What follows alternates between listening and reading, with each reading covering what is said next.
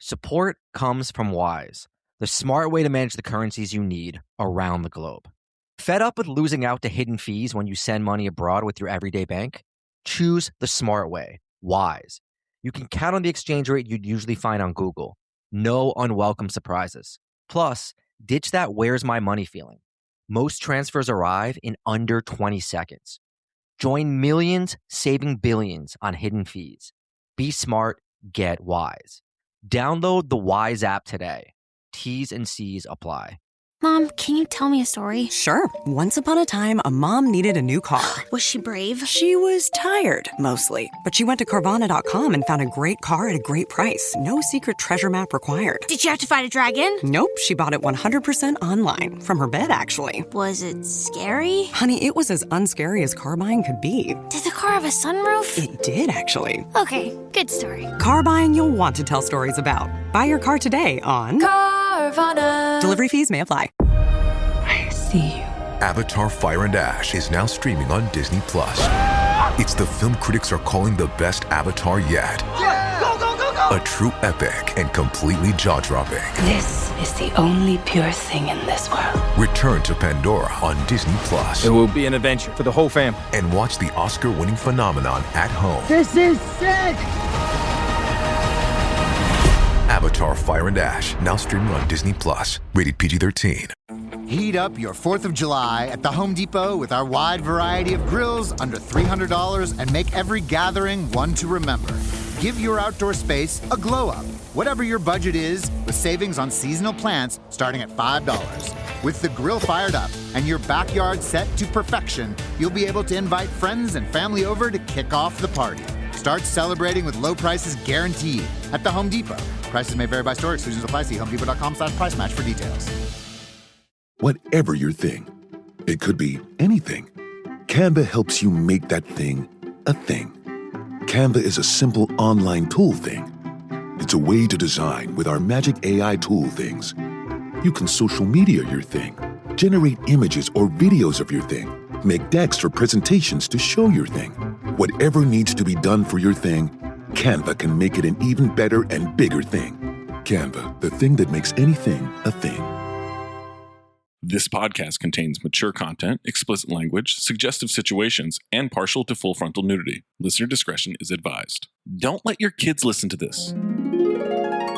I should have had my dad on this episode. Oh. Is your dad a vet? Pop. He was in the submarines for 4 years. Wow. He was in submarines. Why do we have him as a guest? The internet, microphone. This isn't like having Walter on. Can we call him? Zach, can we do like a bounce style interview? Can we come up with a couple submarine questions? Absolutely. I'll send it to him right now if you got him throughout. I think that's probably the best way to do this. Yeah. And then you can read his responses as Gerard Butler. You know what? You know where my dad used to go? Burbank? Connecticut to Scotland. That's where his submarine would go back and forth. Connecticut to Scotland. When your dad did that, did he wait in the line or did he use the fast lane? I'm giving away all the material. I'm sorry. Let's get out of this cold open.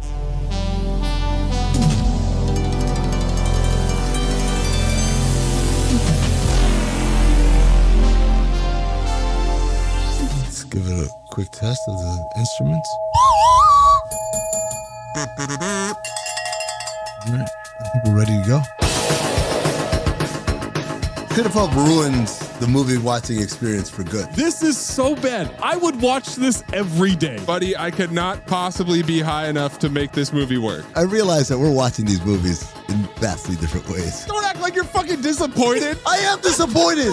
Come on, let's go, guys. I'm missing the Oscars. I'm still horny, so I'm not going to phobe it. I didn't fucking understand anything. You leave this movie hyped as fuck and chittering. Coffee. I was thirsty. I'm thirsty. I don't know about you, but I'm thirsty as fuck. It went out my nose, I threw up, and I almost peed on myself all at once.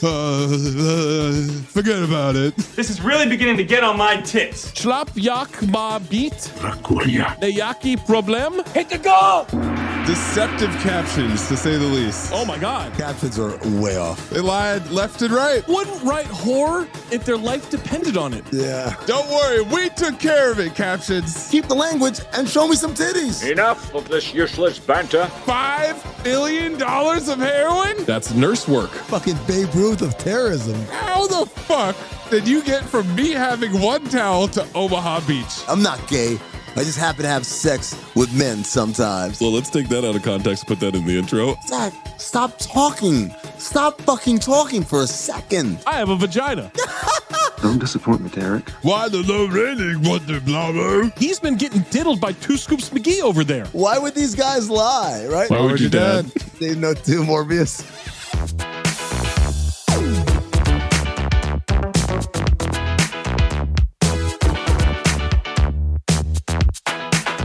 Welcome to Cinephobe, the podcast we break down the movies you're afraid to admit you love. I'm Zach Harper. That's Amin and That's Anthony Mayes. Fuck ice forever. But I don't care where you listen to this. Spotify's where you can vote in the poll, like the poll for, fittingly, Navy SEALs. Oh. 50% phobe, 50% file. Wow. Right down the middle. Whoa. Wow. Whoa. 50% Bean, 50% Sheen. I mean, that's cliche for a reason. We have that tattoo. We all got that tattoo in New Orleans. We're all dead. You guys phobed it, by the way. Spotify's where you can leave a comment, like Sarah, who said, for a second, I thought hundreds of years of cinephobe tradition were at risk, and Amin was going to get away with, quote, reversery. And then Zach came in with the slide tackle. I'm not sure I know what Sarah's talking about. Ahmad Gibbs commented, it's pronounced... No explanation. None. I'm also with Amin. I don't know what the fuck that means. Reversery? It's pronounced... Norfolk, not Norfolk. I was off. It is Norfolk. Or fuck yourself, nobody cares. Or Norfolk, because he wrote NAW-FUK. Norfolk, Virginia. No one cares. Only if you're Gajin. What was he mad at? How you said Norfolk? He wasn't mad. Clearly. In Zach's mind, he's bad. No. You're the one who's mad. Oh, by the way, it's pronounced it. Shut the fuck up for one. Being helpful. And then the Dean 8703 commented, I'm excited for the next era of the pod for the recording locations. Zach from a houseboat, Amin from solitary, and Mayes from the woods. Why is Mayes in the woods? You're too tall to be in the woods. Just like tall grass for him. Taking big steps. Why is Mayes in the woods? Why is your dad? Good point. Leave comments. Make sure you check out CT5 episodes on the main feed. Leave your CT5 suggestions and list on social media. Or Norfolk.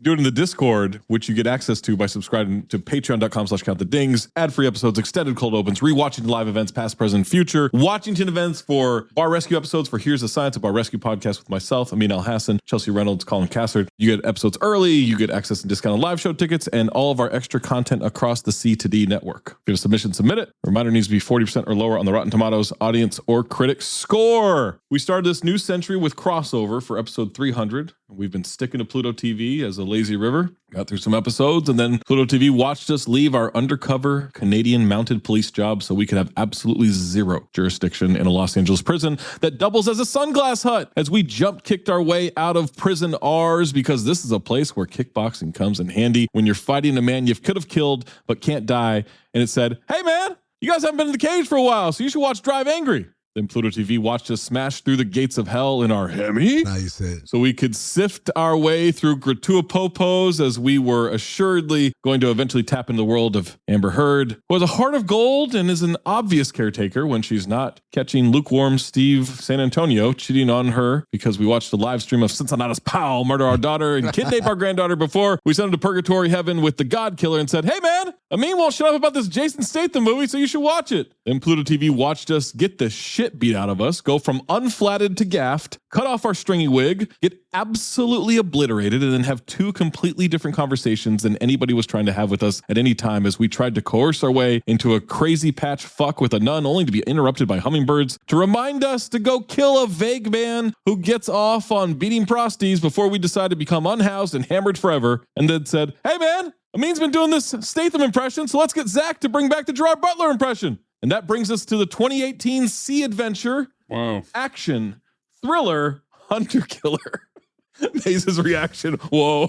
Sea adventure. That's good. Sea adventure, yeah. Action thriller, hunter killer. And a sea adventure. Wiki's not into that, I guess. You disagree it's a sea adventure? I'm not disagreeing. I'm saying it wasn't listed. Oh, what's it like when something's listed differently and everyone gives you shit for it? I don't know what that's like at all. You guys attacking me for IMDb listings all the time. Hunter Killer stars Gerard Butler, Gary Oldman, and Common. Those are really 3 different tiers of Cinephobe royalty right there. Yeah, I don't know how they did it. I'm staggered. By the way, lock it in. Common ass on. We might have to rename the award. Yeah. We really might. Well, I was stunned to see that.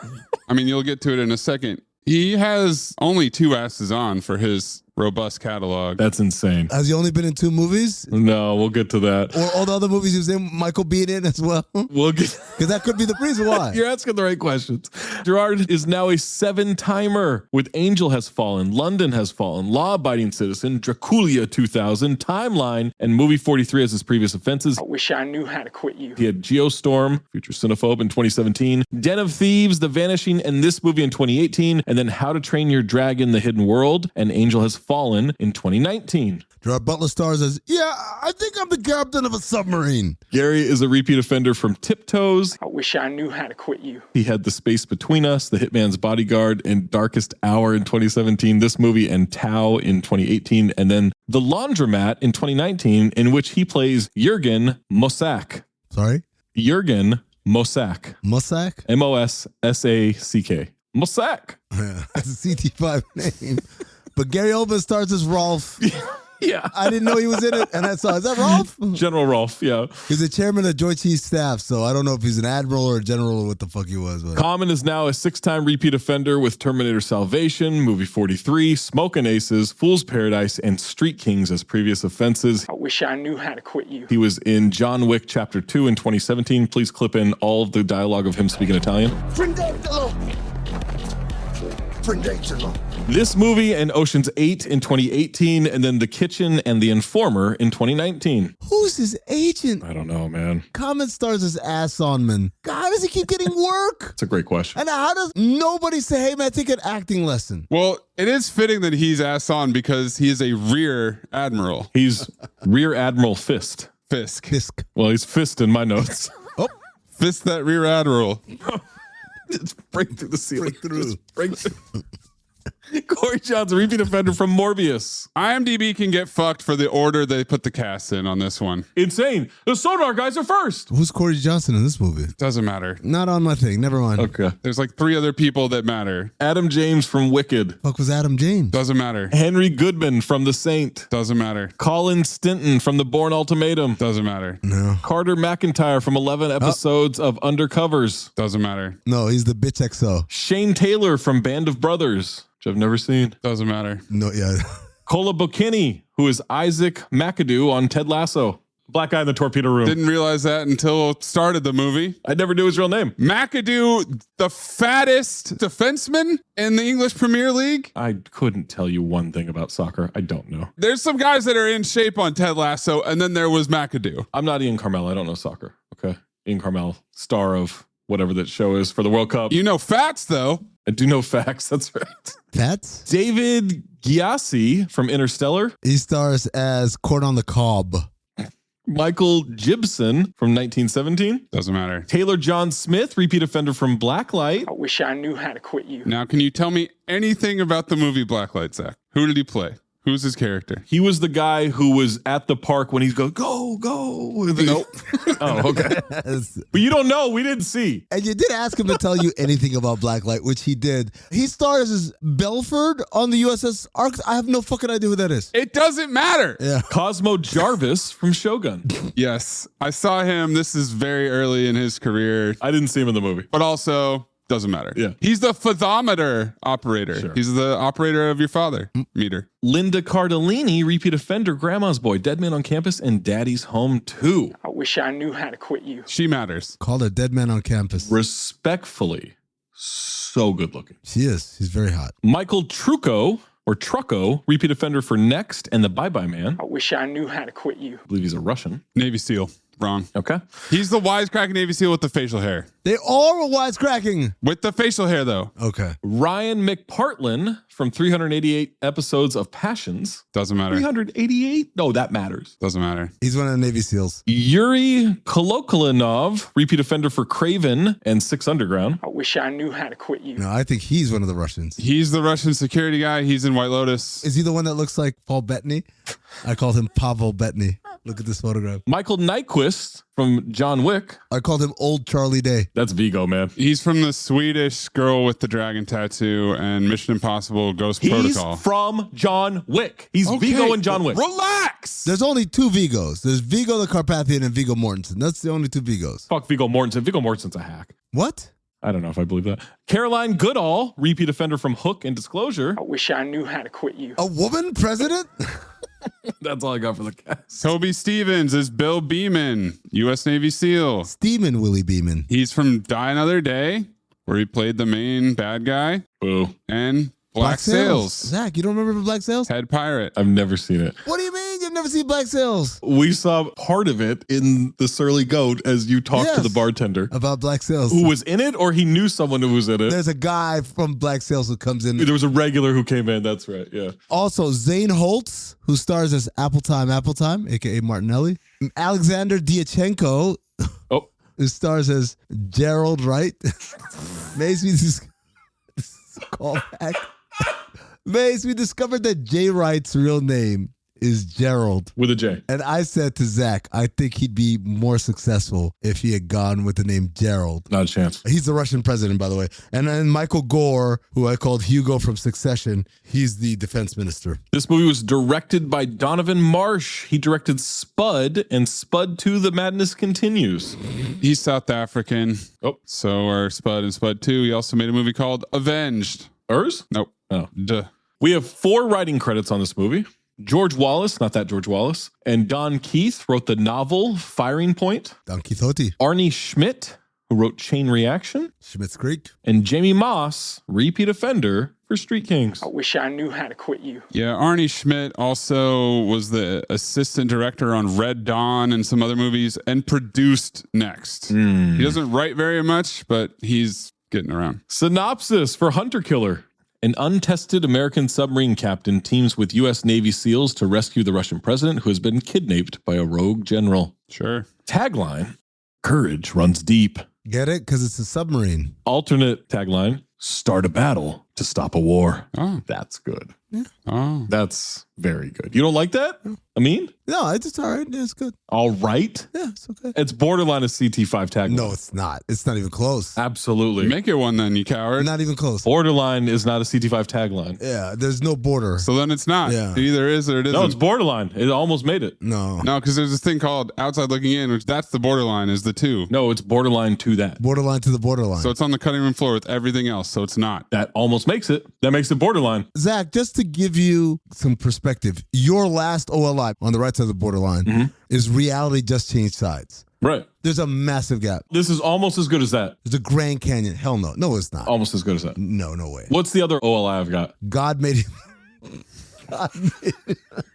God made him simple. Science made him a god. Yeah, that's an even bigger Grand Canyon. God damn. Now Zach. that's a chasm. What are you talking about? That's a bubble 60 right there. $40 million estimated budget. $40 million. Gross 15.7 million US, 31.6 million worldwide. Flop City. This was the end of his shine, right? Well, Angel has fallen. What are you talking about? Greenland 2 just came out. This guy is unstoppable. I didn't know there was a Greenland 1. Exactly. Neither of them qualify, by the way. That's the fucked up part. Before we jump in this movie and listen to the rest of this podcast, Hunter Killer is available on Pluto TV. Hunter Killer receives 38% on 115 critic reviews on Rotten Tomatoes, 67% from the audience on over 2,500 ratings. I mean, check the positive or the negative reviews. I'm a submarine half full of water, yet still operational kind of guy. Zach, give me the positives. I thought you were going to say half full of semen. No, I'm mature over here, okay? What's wrong with honoring Navy Seamen? soldiers? You like to honor seamen, don't you? I do like to honor seamen. Yeah. I salute seamen. Salute it.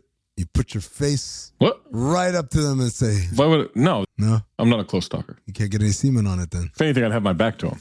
Oh, semen on the back. I respect him so much. Him.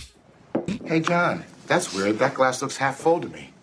Wow. Now that you mention it, it is half full. Christian Toto of HollywoodandToto.com. I know a place over there. When Gerard Butler sets his jaw in an action movie, it doesn't get unset, mister. Yeah. A lot of cocaine jaw from him. In this movie? In anything. Oh, okay. Lonita Cook of KCTV5, News at 9. Do the voice. Gerard Butler's in uniform again on screen and does a wonderful job. Well done. Thank you. Nailed it. Sarah Cartland of Caution Spoilers. Man. Cartland, not Cartman. It may closely follow the East-West underwater playbook, but it's also exciting and fun until the last quarter when everything falls apart. I was so involved, I even used the buttons to tip my cinema seat back as Captain Glass took his submarine underwater. Oh, shut up, Sarah. Bubble Zero. Jim Shembri of 3AW. Oh. An extremely entertaining cookie-cut action thriller that falls straight in line with Crimson Tide, K-19, and The Hunt for Red October. If you like your Hollywood military porn large and flashy, Hunter Killer is a marvelous made-to-order time killer. No, the fuck it isn't. Bilge Abiri of New York Magazine Vulture. Bilge Abiri, get over it. It's nice to spend a couple of hours in a fictional world where we don't have to worry about the American president doing something ruinously idiotic and evil. It plays like a nostalgic fairy tale. A lot of those. When was that review from? Because 2018. Yep. We're in the thick of it. They didn't even know. Catherine Monk of Express.com. Hello. The title fits what Butler serves up on a silver platter. Hunter Killer still isn't a great movie, but it puts the world order back in place for the better part of 2 hours as it reestablishes the Russian threat to the American way. Sure. Nell Minow of Movie Mom. Oh, this person. There's some impressive action and a storyline that, let's face it, is no more outlandish than current headlines and much more satisfying. User Mike K, 5 out of 5 stars. Coach K. Really fine movie, avoided the DEI woke stuff. Oh boy. Yeah. Just white guys only. And Cobb, negative reviews. Stop being a pessimist. This tank is not half full. It's half empty. John Fank of the Film Stage. Thank you. Sometimes you just know you can throw the lob up when you're doing the notes. Thanks a bunch. They will get a crossover double dunk. Oh, God damn, man. Norfolk, Virginia. An action movie your uncle would have liked after receiving on VHS from Columbia House. Oh, I thought I would get a 20 CB out of that. That was a TOCB for me. Columbia House. Oh, this is like around 9/11. Last legs, right? Is it still going? No, like when Mayes claims to have done it. Oh, yeah. That would have been like towards the end, I think. Probably wasn't its prime, but that's when I remember it. They're hemorrhaging money. I'd probably cancel it 3 or 4 times at that point. Nobody's keeping the subscription. We're just sending out this shit 1 cent at a time. Fucking $25, $35 DVDs. Rendy Jones of Rendy Reviews. Randy. Such a bland action thriller that it belongs in the bargain bin at Family Dollar. Not even Walmart, Family Dollar. Tom Santilli of AXS.com. Sex? AXS. You made this noise right at the... Hunter Killer had the target locked in its sights, but it ends up sinking itself with a story that just doesn't hold water. A lot of those. Jesus. Jeremy Johns of JeremyJohns.com. JJ. I'm probably not going to remember this movie in T-1 day. Same note too. Tony Stamp of Flicks. Stamp Tramp. Hunter Killer is replete with sub-TV level CGI and a lot of that thing that they did in Star Trek where they had to pretend the set they're on is shaking. Shaking, yeah. Of course. Same note too, bro. It's a staple. David Ehrlich of IndieWire. Ehrlich your pussy. Hated that. It's someone who uses a Kermode. I mean. Hold that thought. Even among Gerard Butler vehicles, this one sinks right to the bottom. Huh. Ed Whitfield of the O Tray. Was that Pig Latin? Gerard, never mind a torpedo. Fire your agent. Oh, shit. And hire Commons. Yeah, for real. And then last one, Mark Kermode of Kermode and Mayo's Film Review. I licked the rotten pussy, then I sat on the Kermode. Took me a dump. Olympus has sunken. Ah. I thought Amin would have liked that one, but he's too busy saying. I do like that one. We'll get Amin's first note, May's first note, my first note after these messages. Unless you are a Patreon member, patreon.com/countthedings, in which you get an ad-free episode right meow. study, and play come together on a Windows 11 PC. And for a limited time, college students get The best of both worlds. Get the Unreal College Deal. Everything you need to study and play with select Windows 11 PCs. Eligible students get a year of Microsoft 365 Premium and a year of Xbox Game Pass Ultimate with a custom color Xbox wireless controller. Learn more at windows.com/student offer. While supplies last. Ends June 30th. Terms at aka.ms/collegepc. This episode is brought to you by Google Chrome. You think you know a browser, but Gemini and Chrome? That's new. It can help you with practically anything on the web, like restoring a vintage motorcycle from a 50-page restoration blog, or finally break down that long article you've had open for weeks. Gemini and Chrome is here for it. Ready to make anything online make sense? There's no place like Chrome. Check responses, setup required, compatibility and availability varies, 18+. I wrote a little song to remind you, Choice Hotels get you more of the experiences you value. The Cambria Hotel's got it all. A rooftop bar, have a ball. Cocktails up here feel just right. Is Cambria amazing? All right. Bring a date, your team, or even your mom. Book direct at choicehotels.com. See you on the roof. You thought this was your run club era. Turns out, it was more of a thinking about run club era. The good news? Someone's marathon training is about to start. Sell your workout gear on Depop. Just snap a few photos, and we'll take care of the rest. They get their race day fit, and you get a payout for trying. Someone on Depop wants what you've got. Start selling now. Depop, where taste recognizes taste. Amin, what is your first note? Navy Sal month is back. What month? Navy Sal. Navy Sal. Yeah. I think you said maybe Sal month. I was like, maybe Sal. I was like, what's the joke here? Wait a second. What awful thing did I say? Maze, what is your first note? Scrolling through all these dudes' faces on IMDb, they legitimately all look vaguely the same, and that's before they're even wearing identical uniforms with identical haircuts. Interesting. My first note, turns out we're in the Barents Sea, but this made me wonder if you flipped to the other side of the world because I just saw glaciers and shit at first. You guys ever wanted to go to Antarctica? No. I see people that ran a marathon there. I don't want to run a marathon. I want to go. I don't want to stay long. I don't. And it's too expensive. It costs like 40 grand to get to Antarctica. Of course. It's not like you're going to goddamn Cincinnati. It should be so cheap. Why? What do you mean why? Fly me to Argentina. What could that cost? $1,000, $2,000? They've got an airport. Then put me on a little boat or cruise or something. I'll go down there, however long that takes, come back. That should be $800. You're taking a boat from Argentina to Antarctica. Pull a JCVD in Lionheart. Oh, that's a good point. Show up at the docks. Roundhouse kick some guys. Shovel coal and pay your own way. It's free. Make sure your pants are really high. Oh, man.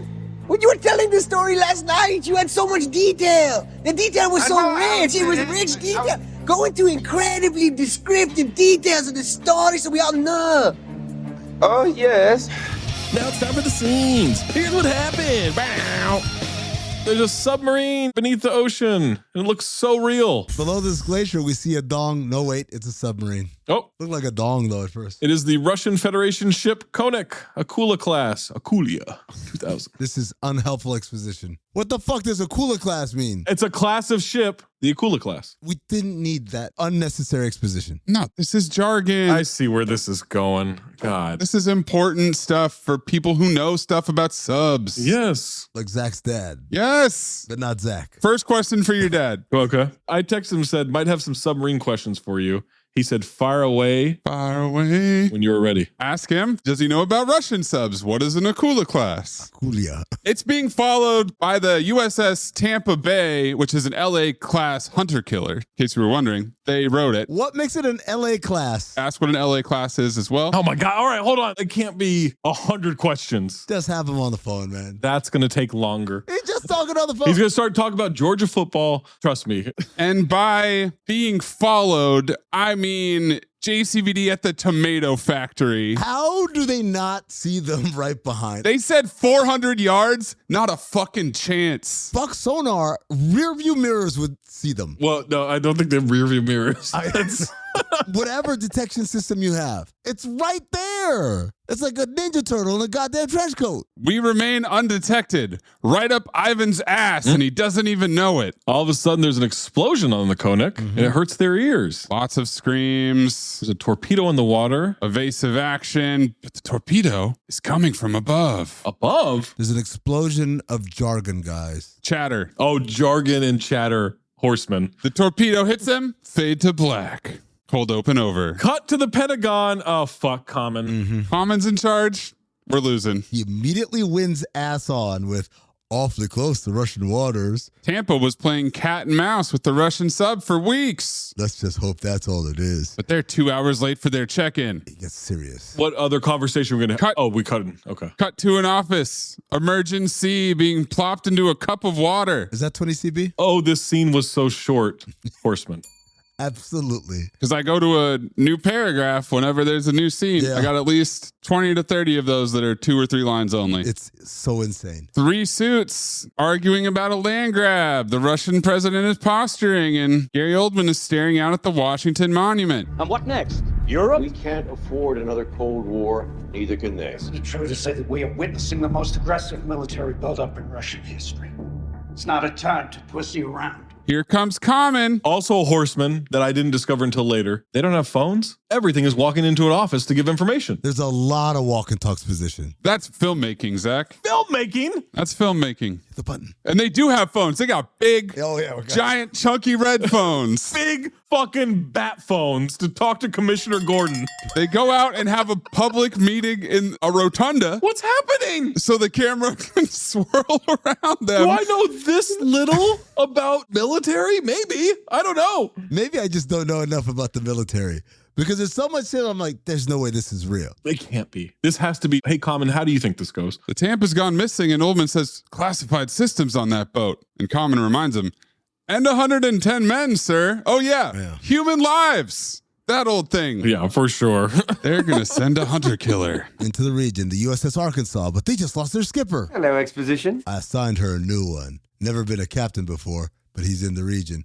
Common with no facial hair. Awful. Somehow looks more ass on. Looks like a penis. He really needs that goatee to save him. Kind of looks like Michael Chiklis in a way to me. Me? Not as the thing. Great exposition folder. Joe Glass. From fucking Mike Tyson's Punch-Out? That's a good name. Oh, it's Glass Joe. Where the hell did you find him? What class was he? He never went to Annapolis, sir. Is he going to be American? Yes, but let's cut to Lochaber Highlands in Scotland. This made it more confusing. You ready for more confusion? He's hunting an elk in camo with a bow. There are no elk in Scotland. He brought it. Yeah, I love that the elk pauses mid-step and turns and looks right at him. Does the, maybe if I stand really still, he won't see me. An elk in the headlights. And as he's making eye contact, his family shows up. His wife and his kid. Yep. So Gerard Butler, Joe Glass, reconsiders. I can't kill him because he's got a wife and kid, man. They depend on him. His cell phone rings. I guess they do have phones, Zach. Loud as shit. Stand by for secure transmission from elite. Massive helicopter appears out of nowhere. Gerard Butler took this job because he got to say Glass when he answered the phone. Absolutely. I have a question. Now, I'm not a hunter, despite what Brad Miller thought. Are you a killer? I'm not a killer either. No, I'm not a hunter killer. None of them. Okay. Even though Brad Miller once thought I'd want to see his book of dead animals. I don't know a lot about hunting. Correct. I feel like hunting. Cliff it, Maze. Hunting. I'm going hunting. I feel like having your cell phone ringer on full blast. On full blast is gonna make it tough, even if you have to bring the elk to Scotland. To be fair, the elk wasn't scared away by the chopper either, so I'm pretty sure these elk have pretty bad hearing. This is a deaf elk. Cut to the USS Arkansas at the Fastlane Naval Base in Scotland, which means they get to skip the lines, go straight to the front of all the amusement park rides. Life in the fast lane. Oh, God. He's staring at the sub. Does he have a lucky coin? You bet your ass he's got a lucky coin. Sure does, guys. He's flipping the coin as he looks at the boat. Guys, I think this is it. Our first TGT without a single word being said. Oh, That's TGT. tough glass talk. Guy sends him sealed orders. He's not wasting any time. Glass wants to set sail as soon as possible, but the crew has been given a 2-day pass. They'll be impossible to find. Impossible? There's no such thing. Yeah, tell me something. How many pubs are there in Fastlane? 2. Yeah, let's devise a radical plan. You look in one, I'll look in the other. Got his ass. Cut to the crew on the boat. Oh, we're not going to do a scene? No. Searching for it? Okay. No, getting the gang together. Got it. Got it. And this is a get to 120, so they didn't even need it. Boy, is it. This is all about location, location, location. They did not want to stage another set that looked like a bar or shoot an actual bar. Correct. So to minimize the number of sets, cut straight to little montage. The crew in the torpedo room doing what I like to call talking shits position. Mother of Jesus, we're packing a lot of keys. We need it, Mom. Captain's orders is all you need to know. I heard it was all the bad rouge, wrench monkey, and never been kept. I had a room with Pice's commanding officer. Yeah. I heard he's all right. I always hear the hottest piece of ass in port from here to Samoa. Yeah, so he's one of us. What? When the hell have you ever hit a hot piece of ass Bukowski? What if you ever met a captain who's one of us? All right, settle down. We got some work to do. The biggest fucking nerd on the boat turns around and says, yeah? So he's one of us? What? And his name is Frank Burkowski. Is it Frank? No, I don't know. I know it's Burkowski. Burkowski somehow feels like the 20 CB name for someone either in the armed services or in a police station.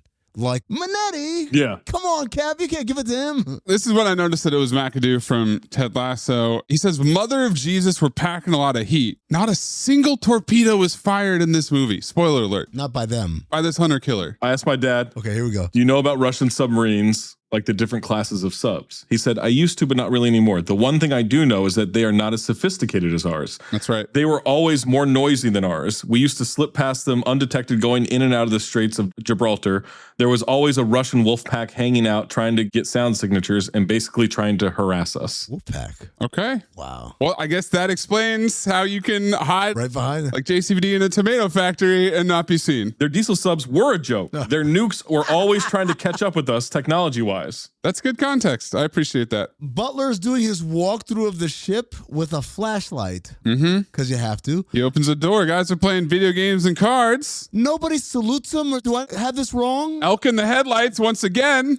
Long moment of silence. Carry on. Zach, ask this to your father. Oh my God. Am I wrong on this? The captain of the boat walks into a room. These motherfuckers are playing video games and no one, sorry, yes, sir, or anything. They just like, yeah, what up, nigga? Oh. I'm like, what's happening here? You want me to ask my dad? Is that what they say when the captain comes in? It feels very disrespectful. There wasn't any saluting in this movie in any scene. Pretty much not, yeah. When he goes on the bridge, anything like that never happened. Yeah. He hits the bridge. The Arkansas is cleared for passage. Glass is taking his time, grabs the radio, announces himself. Time for his speech, guys. Oh boy, speeches are a horseman. He knew Commander O'Brien personally, and he's been hearing a lot of chatter. I didn't understand what the point of his speech was. What are you talking about? Because he's not a regular captain. He's a cool captain. He's not an Annapolis man, Amin. We don't know how he got into the Navy. He didn't learn how to run a submarine in a class by reading a book like a fucking loser. He went to the Naval Academy of Hard Knocks.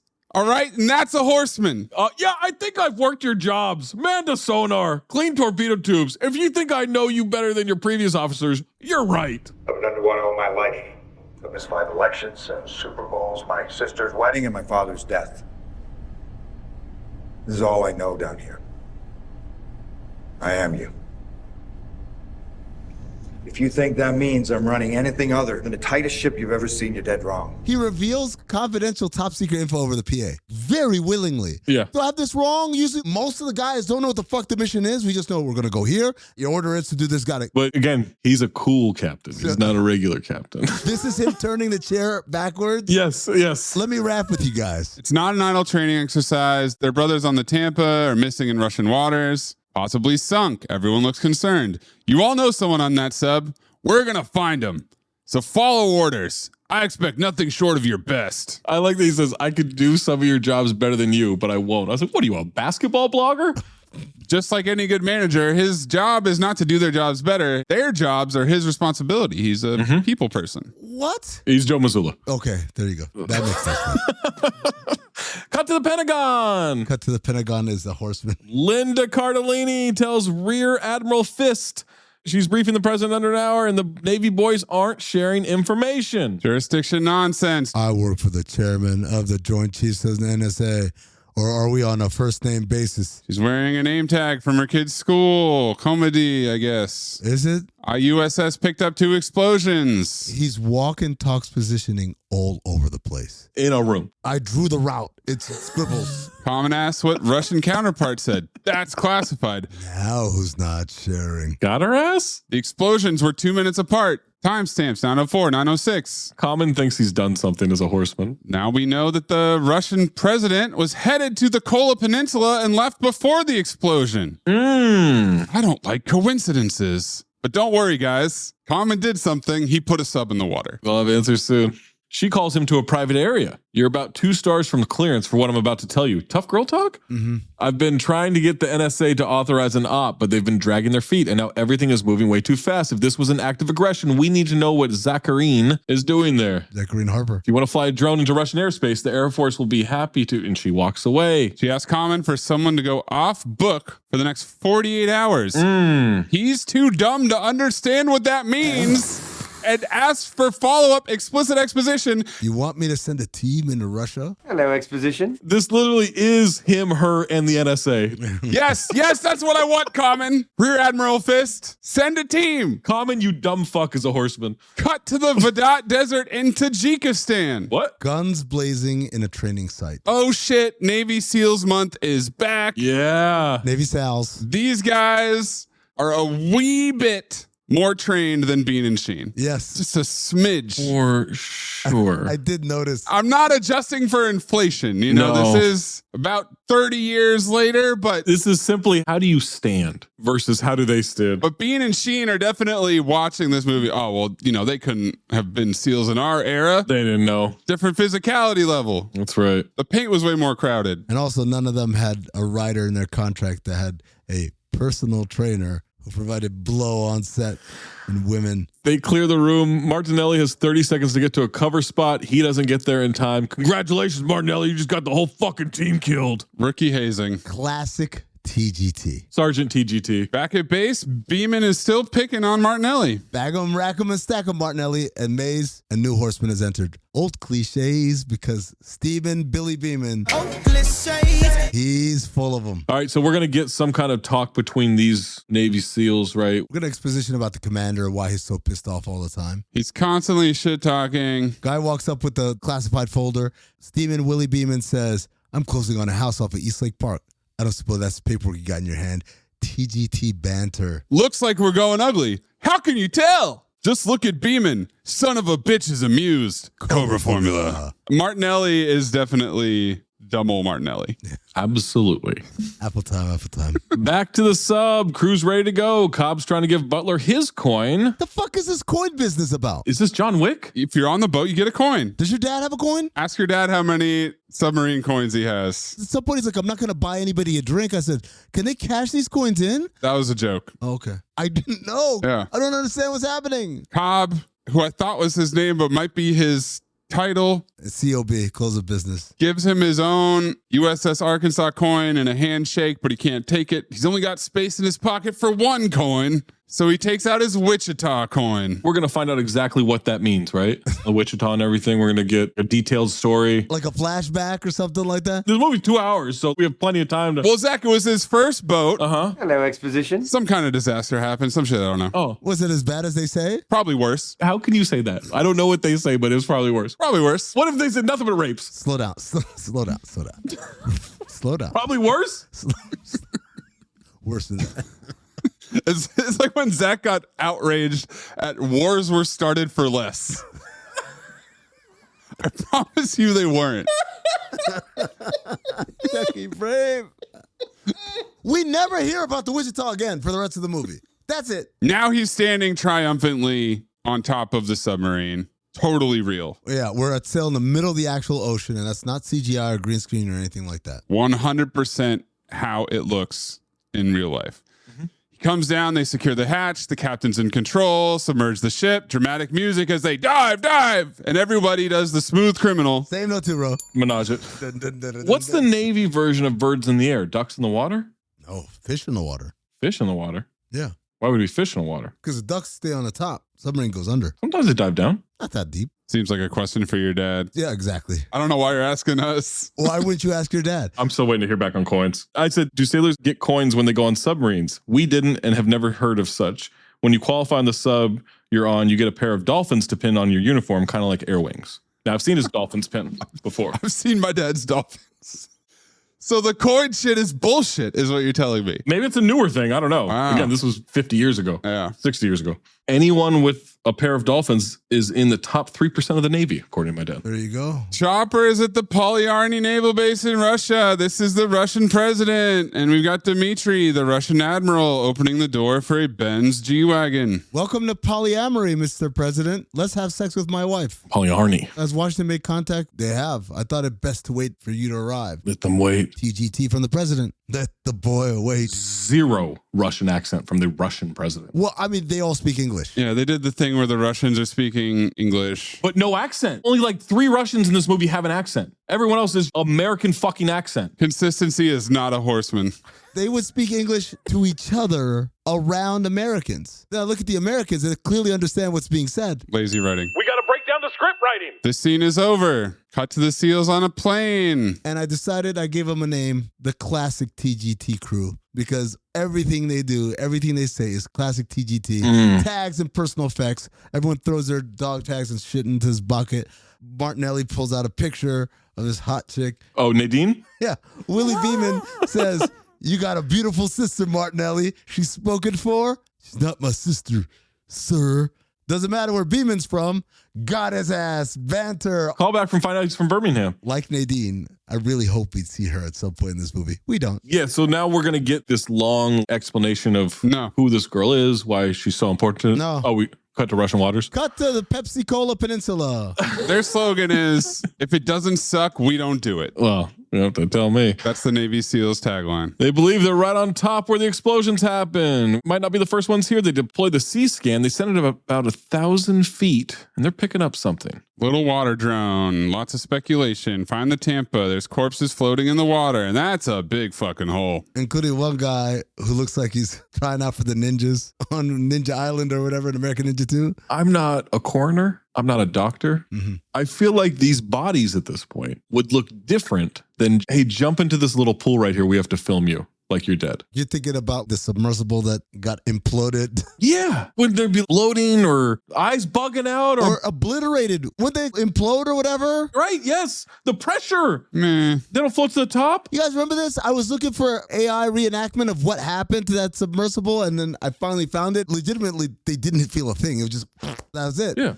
But these bodies are only 40 miles underneath the water. That's all. Big fucking hole. Figure out she was torpedoed. Battle stations. Chatter, chatter, chatter. Everybody's scrambling. There's a dude in his drawers getting dressed. I'm like, buddy, did you not know where we were going, what we're doing? You fucking jerking off? Guy who's in charge of listening to stuff says, Glass should hear this. And then Glass does this thing that he does repeatedly in the movie, where he flips a switch and then it plays on the speakers throughout the entire sub, so everybody can hear it. PA system's the horseman. Captain, you should hear this. That's an old cliche, folks. Old cliche for sure. This happens a bunch because I was watching at night. There's a dark shot, and I think it's of a submarine, but because everything was so dark, I couldn't see on the screen. It just looked like a dark screen to me. Like a dong. No, I know what a dong looks like. Okay. Auxiliary noise overhead. Somebody's ice picked up there, and we see a CGI sub hanging out under a glacier iceberg thing. Like a dick tucked into the waistband. The Russian sub fires torpedoes. You know how like you got a hard on and you gotta tuck it into your waistband and great note. Arkansas detects it and starts scurrying. Glass takes rudder to manual, launches evasion devices, and there's so much CGI of the torpedoes getting distracted and going in circles around these evasion devices. Sub warfare. Glass matches the sonar bearings, counter fires. Oh, they did use a torpedo. Captain, it's a hit. Oh, yeah, I think you should get those headphones back on. Russian captain cocks an eyebrow when he's told about the torpedo. Yeah, right. It won't find us in the ice. Is that science? Yes. They can hide in ice? Yep. Because it missed. Didn't you see? CGI torpedo went gliding by. Didn't even know they were there. It would seem kind of counterproductive for me to be able to see the sub, but the torpedo can't. Well, it's going for mass and heat signatures and sonar. But can't you tell it, hey man, just go straight. Trust me on this one. Well, if you attended the Naval Academy of Hard Knocks, you would know. You can take control of the torpedo. You probably went to Annapolis. You idiot. And you can choose a depth of 40 feet, and then all of a sudden, boom, you can see the enemy sub under the ice. No problem. Direct hit. Got his ass. Whole glacier explodes. Pilot zero bubble, please. Zero bubble's a horseman. It hit something, but I can't see shit on the screen. It's just dark. But I think their sub's okay. Were you watching it at like high noon? Outside? It was so dark. They killed the sub, but guess what? Those torpedoes that have been going in a circle the entire time, now it's coming after him again. So Glass wants to report the bearing to Tampa Bay. Oh, yeah, I think we're going to run straight at her. XO is a massive bitch. He says, Tampa Bay, sir? If I have to say everything twice, we won't make it. It's a good point. This is a new form of Cobra formula where it's not that it was vague. It was an explicit order. Yeah. But XO is too stupid to get it. And now he's pissed off. So they go right at the Tampa Bay. And then at the last second, they turn right. I'm calling bullshit on the ability to make a right turn that abruptly. I can't even do that in a fucking minivan. No, but you don't have a rudder. Did you go to the Naval Academy of Hard Knocks, Amin? Or? I didn't. No, I did not attend. That's what I thought. He learned drifting from Han. Wouldn't the explosion still fuck you up? Because it's not like they got any space. You saw them shaking the... Yeah, it shakes. More than shaking. It's a massive explosion of a nuclear submarine. But it doesn't reach the nuke part of it, I don't think. I think that's encased. All right. Well, they ask him, Cap, did we just start a war?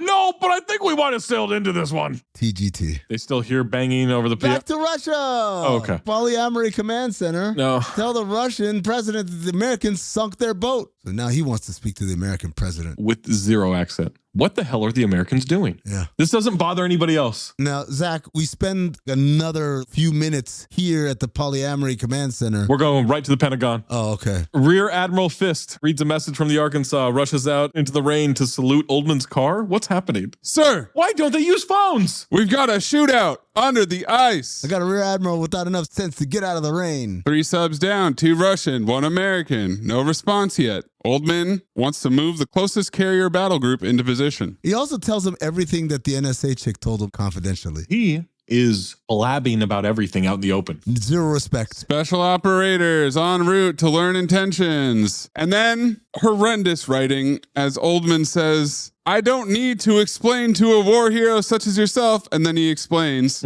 when someone is shooting at you, you know their intentions. That's a good point. We got to break down the script writing. Back to the classic TGT crew. They're on the plane. Martinelli says, is that lightning? Stephen Willie Beeman says, hey, Martinelli, quit the chatter. Classic TGT. And then they jump out. He falls like a bingo. Whoa! Ragdolling. Is this his first time? Spinning into the cloud. He's doing the curly from the Three Stooges. Flapping his head. Beeman, while falling, sees him and is disappointed. Yeah. While skydiving. Yeah. He zooms over to him, pulls Martinelli's chute for him, and now Martinelli, sloppy landing. Right into the trees, like Planet of the Apes. Bloody face, cracked goggles. His femurs are dust. What's your name? Thursday. Everyone laughs. Comedy? Beeman's pissed. Wait, what the fuck is this about? He's concussed. That's him with CTE? Dumbo Martinelli. Oh my God. They grab the equipment and head through the forest. Something they do is barely cover shit when they leave it behind. Oh, they sort of hide it in the bushes, but then they just leave it poking out. They are out in the open the entire mission. Yeah. But don't worry. It's broad daylight. They're standing there with binoculars. You're in Russia! At the most secure Russian base there is. C-SCAN finds the other Russian sub, the Akula. Ooh. Akulia 2000. It's got a big fucking hole. Glass uses his Naval Academy of Hard Knocks perception to explain the Tampa Bay didn't fire on anyone. Captain? Yeah, I think our torpedo doors were closed. Cobra formula. You used to light cherry bombs as a kid, right? Hello, exposition. And the bitch XL says, you and I had very different childhood. This is not my childhood. He's explaining that the blast signature, the shrapnel came out, not going in. They used to put cherry bombs inside of tailpipes of cars? That's psychotic. These little fucking sons of bitches, man. The explosion came from inside the sub, but not a torpedo. We hear people banging inside, not like that. Rhythmic clanging. That sounds like that, Zach. 762 feet. It's touch and go if they can get them out safely. How are they still alive? There's a big hole in the submarine. They're at the bottom of the ocean. Well, they have compartments. Seal it off. I mean, the pressure stays? You pressurize it, yes. It's a submarine. It's in a canoe. Shit, man. Everybody is pushing back against Glass, wanting to go get him. They fired on the Tampa Bay and don't deserve a rescue. They were just following somebody's orders. What? They think the Russians will respond with a search party on high alert and they'll be caught. That would be logical, yeah. But if they were behaving logically, they would have tried their own rescue, not fired on us. Look, nobody's following the playbook. We don't know what's going on up top. The only people who might have a clue are down there on that ocean floor. Yeah, Russians, sir. For all we know, just sunk Tampa Bay. Exactly my point. We don't know it, but they might. For some reason, their comrades have left them for dead. This is in direct violation of our mission objectives. Noted. So Glass is going to launch the Washington Mystic to rescue those Russians. What in the JCVD in Double Team is happening with this plan? We don't have a plan, so let's have a plan, but we think they have a plan. They'll think we have a plan. My problem is you sent 2 guys? Well, yeah. That's it? Yes, the least experienced guys who have to pilot the submersible, the Mystic. Don't worry. They've got a shotgun. A shotgun between the 2 of them. I looked it up. Firing a shotgun in a submarine is extremely dangerous. Seems like a bad idea. Yeah. It's extremely dangerous. Glass says there's no time to contact Sixth Fleet first. They'll be dead, but he'll draft a message, not waiting for a reply. He's going. Now the 2 dudes in the Mystic detach. Couple feet deeper and we get crushed like a beer can. They are wobbling as they try to latch. They're stuck in a riptide. Once they lock, they hear the clanging. They open the hatch. The Mystic is essentially Joe Gatto. The Russians come out in gas masks. Glass is waiting for them on board the Arkansas, introduces himself. They only speak Russian. Now they don't speak English? Glass calls them prisoners of war, POWs. Treat them for hypothermia. Old Charlie Day shivering his ass off. Vigo can act, man. Naval Academy of Hard Knocks tells Glass that he should separate the captain from his men. Was captain in isolation. Cut to the ops moving through Russia. Up a dried out aqueduct. Out in the open. Clanging fences shut. Zach, it's nighttime, so maybe they can sleep through the dark. No. Broad daylight. Oh, sorry. Wearing camo on concrete. Blends right in. They're not even blending into anything. Oh, wait, yeah. Some conveniently placed lookout points and platforms right across from the naval base, across the river. That's right. Lookout points, of course, that are manned by Russian soldiers, right? Totally empty. Okay. Abandoned. Yeah. They drop a little remote sub-scout into the water that's called Nellie. And they've got all this gear and tech and binoculars and a tough book. They got 5 cameras set up on the base. And they notice heavy ordnance. They're loading destroyers. And so they patch the footage through to DC. Make it look good because these pics are going back to Washington. Oh, yeah. We're famous. Linda wonders why Amin has such a terrible connection. And Oldman says, oh, it's interference. And so she hops on a keyboard to take out the signal jammer. She gets the satellite that's above Congo. It was just one of those days, yeah. I am one of Motunui. On July 10th. Maui, you will board my boat and restore the heart of Te Fiti. And here we go. The journey begins. See her light up the night in the sea. She calls me. The ocean chose you. Let's go save the world. I got your back, chosen one. Disney's Moana. Boat snack. His name is Hey Hey. His name is Yum Yum when he goes in my tum tum. In theaters July 10th. Rated PG. Parental guidance suggested. This episode is brought to you by Redfin. You're listening to a podcast, which means you're probably multitasking. Maybe even scrolling home listings on Redfin, saving homes without expecting to get them.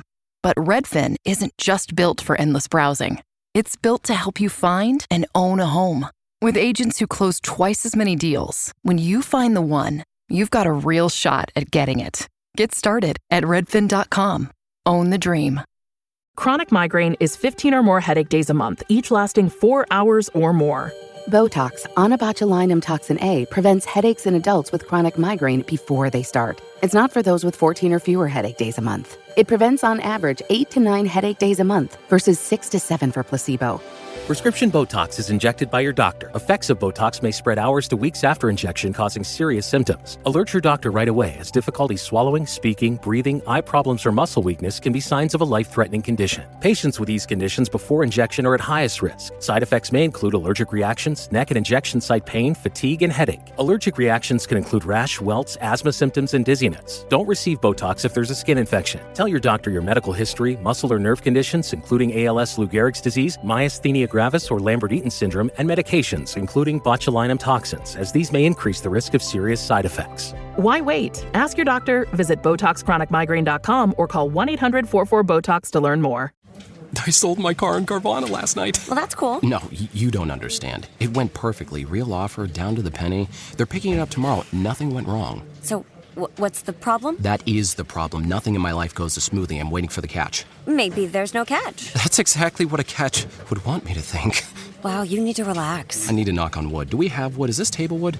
I think it's laminate. Okay, yeah, that's good. That's close enough. Car selling without a catch. Sell your car today on Carvana. Pickup fees may apply.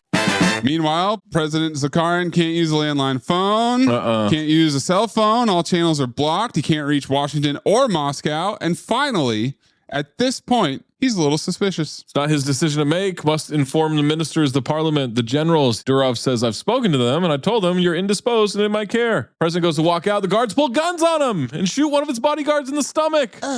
Dmitry. He doesn't even say Dmitry with an accent. No. Hey, Dmitry. I'm the Minister of Defense and intend to defend my country from any threat, inside or out, even those from a weak leader. Zakharin nods and goes, really? Mays, I need you to clip Craig Robinson saying, So you double retired?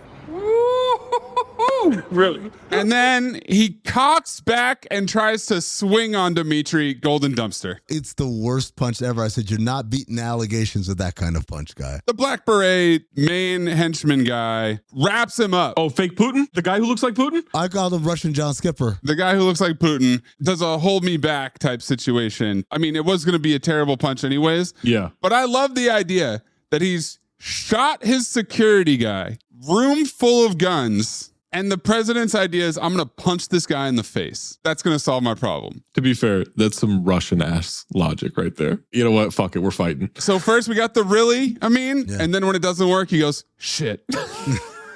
But in a Russian accent, right? No. Shit. Oh, okay. Shit. Is it Whitlock Jr.?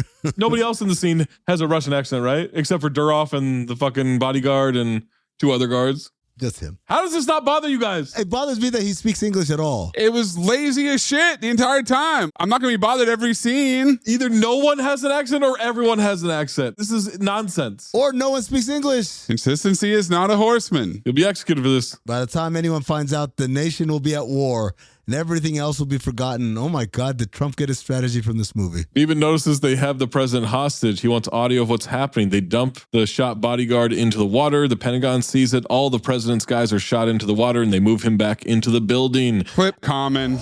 It's a coup. Does he say it's a coup or it's a cool? Doesn't matter. He's equally stupid.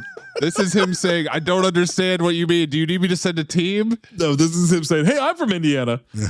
Now Oldman scurries off to brief the president, and Linda and Common argue. There's a woman president? President is woman! Film noir. How long was I out? 2 years. Really? 4 days. That's better. Why didn't you play it? I thought we were going to say 2 years or something. That's better. Just we've got a woman president. And she says, can we prove that that's a coup? Yeah, bitch, I think so. Yeah. Look. Oh, whoa, that's Madam President. I'm sorry. They replay the footage for her. They talk through their next move. Oldman says they have to deploy now. Clip Superbad. Fuck thinking we need to act. Oldman wants to go DEFCON 2. Linda chimes in. This might be what Durov wants. This might be playing into his hand. What are you saying? He wants an all-out war? It's all choreographed. The Russian constitution stipulates that if a president is indisposed during a time of active hostilities, all authority falls to the Russian minister. Anybody start World War III just to grab power. That's my point. It's not a standoff with Russia. We're dealing with a single rogue minister. So this may be a coup without any deep support within the military. Can we go after Durov? Bunker buster? That might kill Zakharin, which I think is why Durov is keeping him alive. Miss Norquist, this sounds like excellent analysis for a history book, but we won't be the ones writing that book unless we respond now. They attacked us and killed 110 Americans. They don't want an all-out war any more than we do. Madam President, when somebody makes a move on a chessboard, you respond. You're mixing metaphors, buddy. President's nodding her head. Maybe we don't have a choice. And then Common chimes in that they should try to free Zakarin with the seals that he already sent there. Rescue Zakarin, who's better than Durov. And so the president decides, let's do both plans. Oldman is apoplectic. Madam President wants to do both options. Typical. Can't make a simple decision. Do you want Italian or Chinese tonight? I don't know. Can I have some of your chow mein and I'll just get the Oh, God. Oh? Just pick one.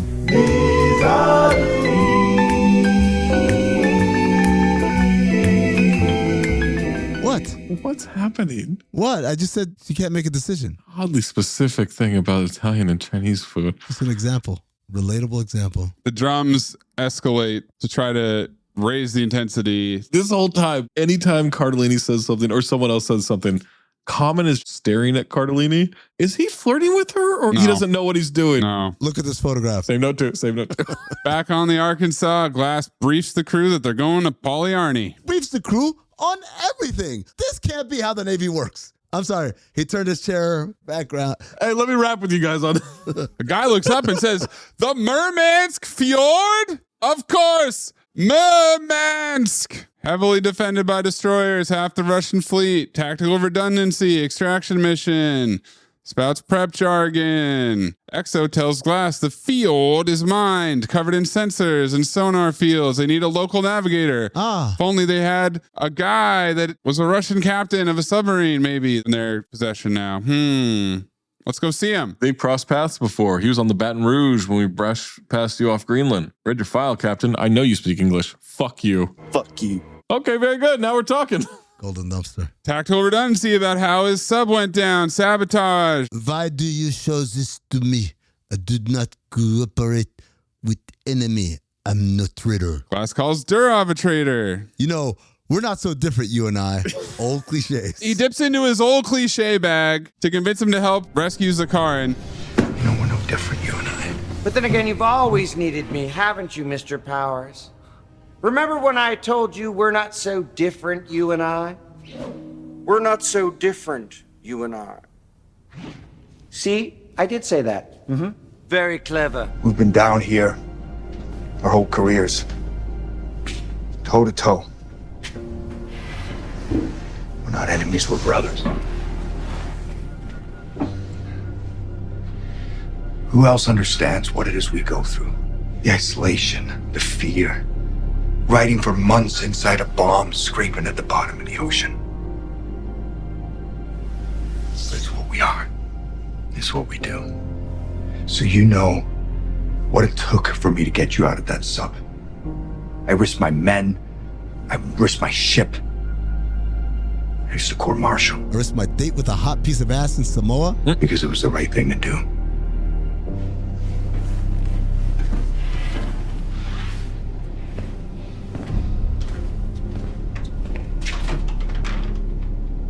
It's not about your side or my side.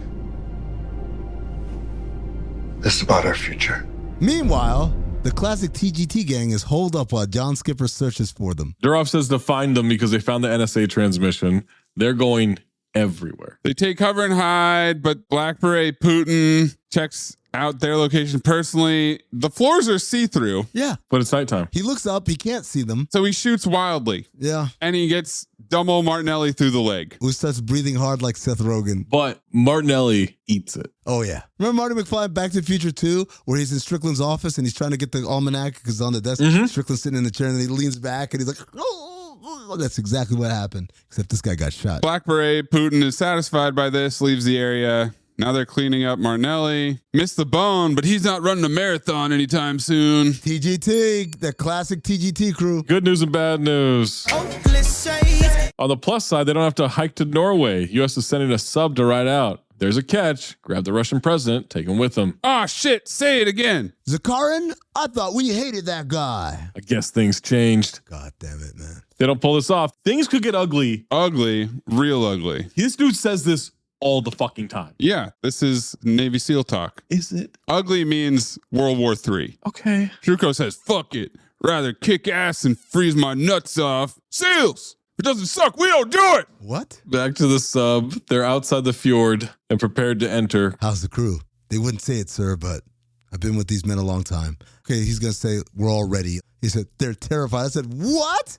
22 years and I've never been shot at. I said, none of this gives me confidence in our military. You got a bunch of dudes who scared shitless and never been shot at? That's the whole point? I think the point is to prevent war in theory. I know that's not practically how it works. They want war. We are the Department of War now. Neither is Glass. Glass has never been shot at either. Cobb tells Glass, keep lit. Let us do the worrying. So he wants him to get shit-faced like Amin? We're not going to get another speech here from Gerard Butler, are we? Nope, he's going to hop on the PA and address the crew. Tactical redundancy on what they're doing. I want this baby so quiet, fish will bump into her. KFB? Like Admiral Taffer experience, they're going in. All right, yeah, hoorah, Arkansas! Vigo walks in, they stop the engines. Butler introduces them as their guest. Everybody flips out. Yeah, we got to go around the room looking at how everybody's pissed. Systems are classified. Reed says to ask him if he knows the captain that shot down Tampa Bay. Oh, yeah. Butler says, do your job. XO calls it the most reckless thing he's ever seen. Butler has a good explanation, right? Very logical explanation, which is... When you look at him, you shouldn't see anything other than a sailor in his own backyard. We saved his life. I figure the odds are at least even. He'll save ours too. Kevin Pritchard? That's not how that works. This is absurd. XO says the arrogance of this is absurd. He'll be court-martialed. Oh, yeah, then I think it's my job to keep you alive long enough so you can testify. TGT. Now we got Andropov hand gesturing at the map or some shit. I don't know. This map is very small. This fjord is very narrow. He's just like, yeah. CGI sub drifting through a minefield. Now they're hugging up against the cliff. Another hand gesture. Now they go down to the ocean floor, set the altitude to 20 feet. He points out another thing and shushes everybody. Guys. Sound sensors. Gerard Butler, when he sees this, in order to relay this to the rest of the boat, fucking yells out, all quiet, man.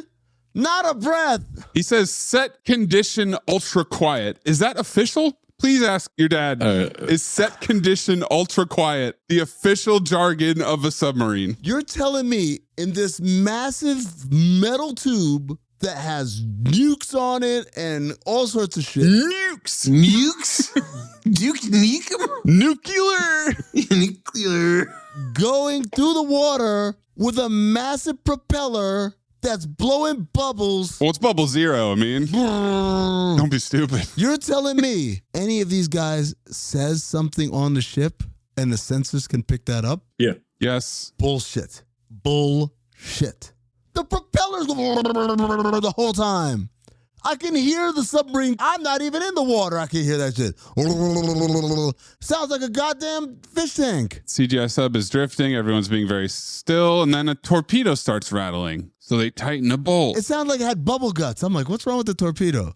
And they drop the wrench. Oh my God. Oh no, the drama.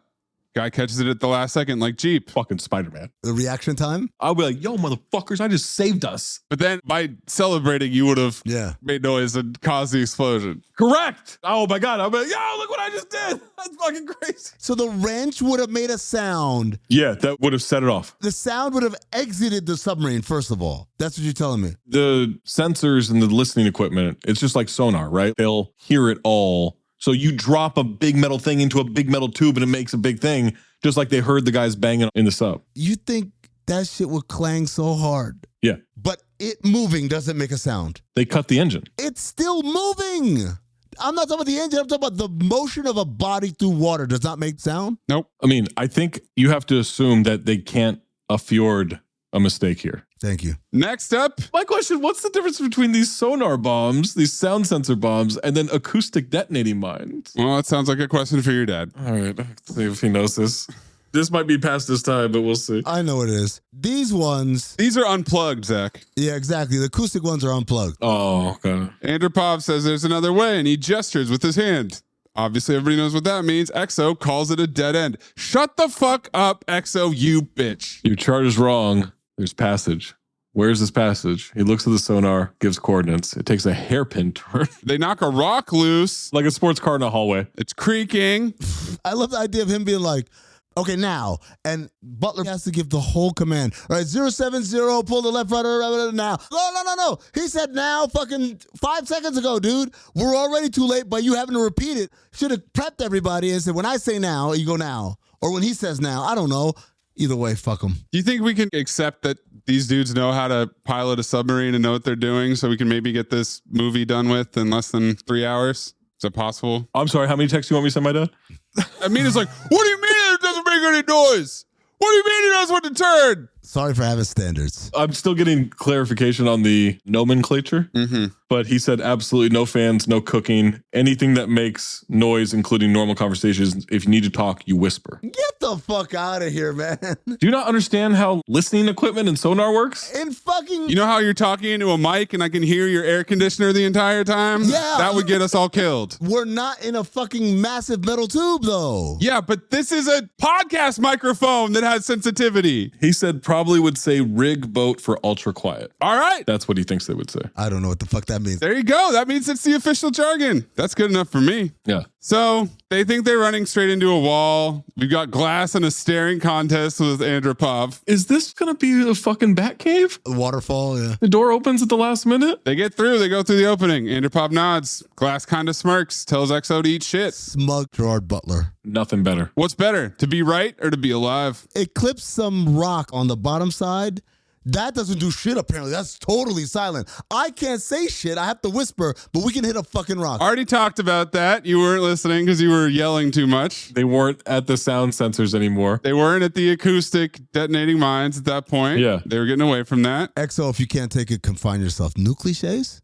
They're through the choke point. I said, woof, woof, woof, woof. I bet they are. Back to the ops on the structure. They're going to get the Russian president. Beeman says if they're still alive when they're done, he'll come back for Martinelli. Sick plan. I've been like, fuck you. We're dropping into a goddamn coup, aren't we? Don't ask me. I don't know nothing about politics. Let's go swimming. TGT. They walk across. They infiltrate the site. They find Scarface, who looks like Russian Paul Bettany. I call him Pavel Bettany. He's still alive, but he's very, very wet. My dad said sound carries very easily underwater. There you go, Amin. Poppy talk. He says, who are you? Search and rescue.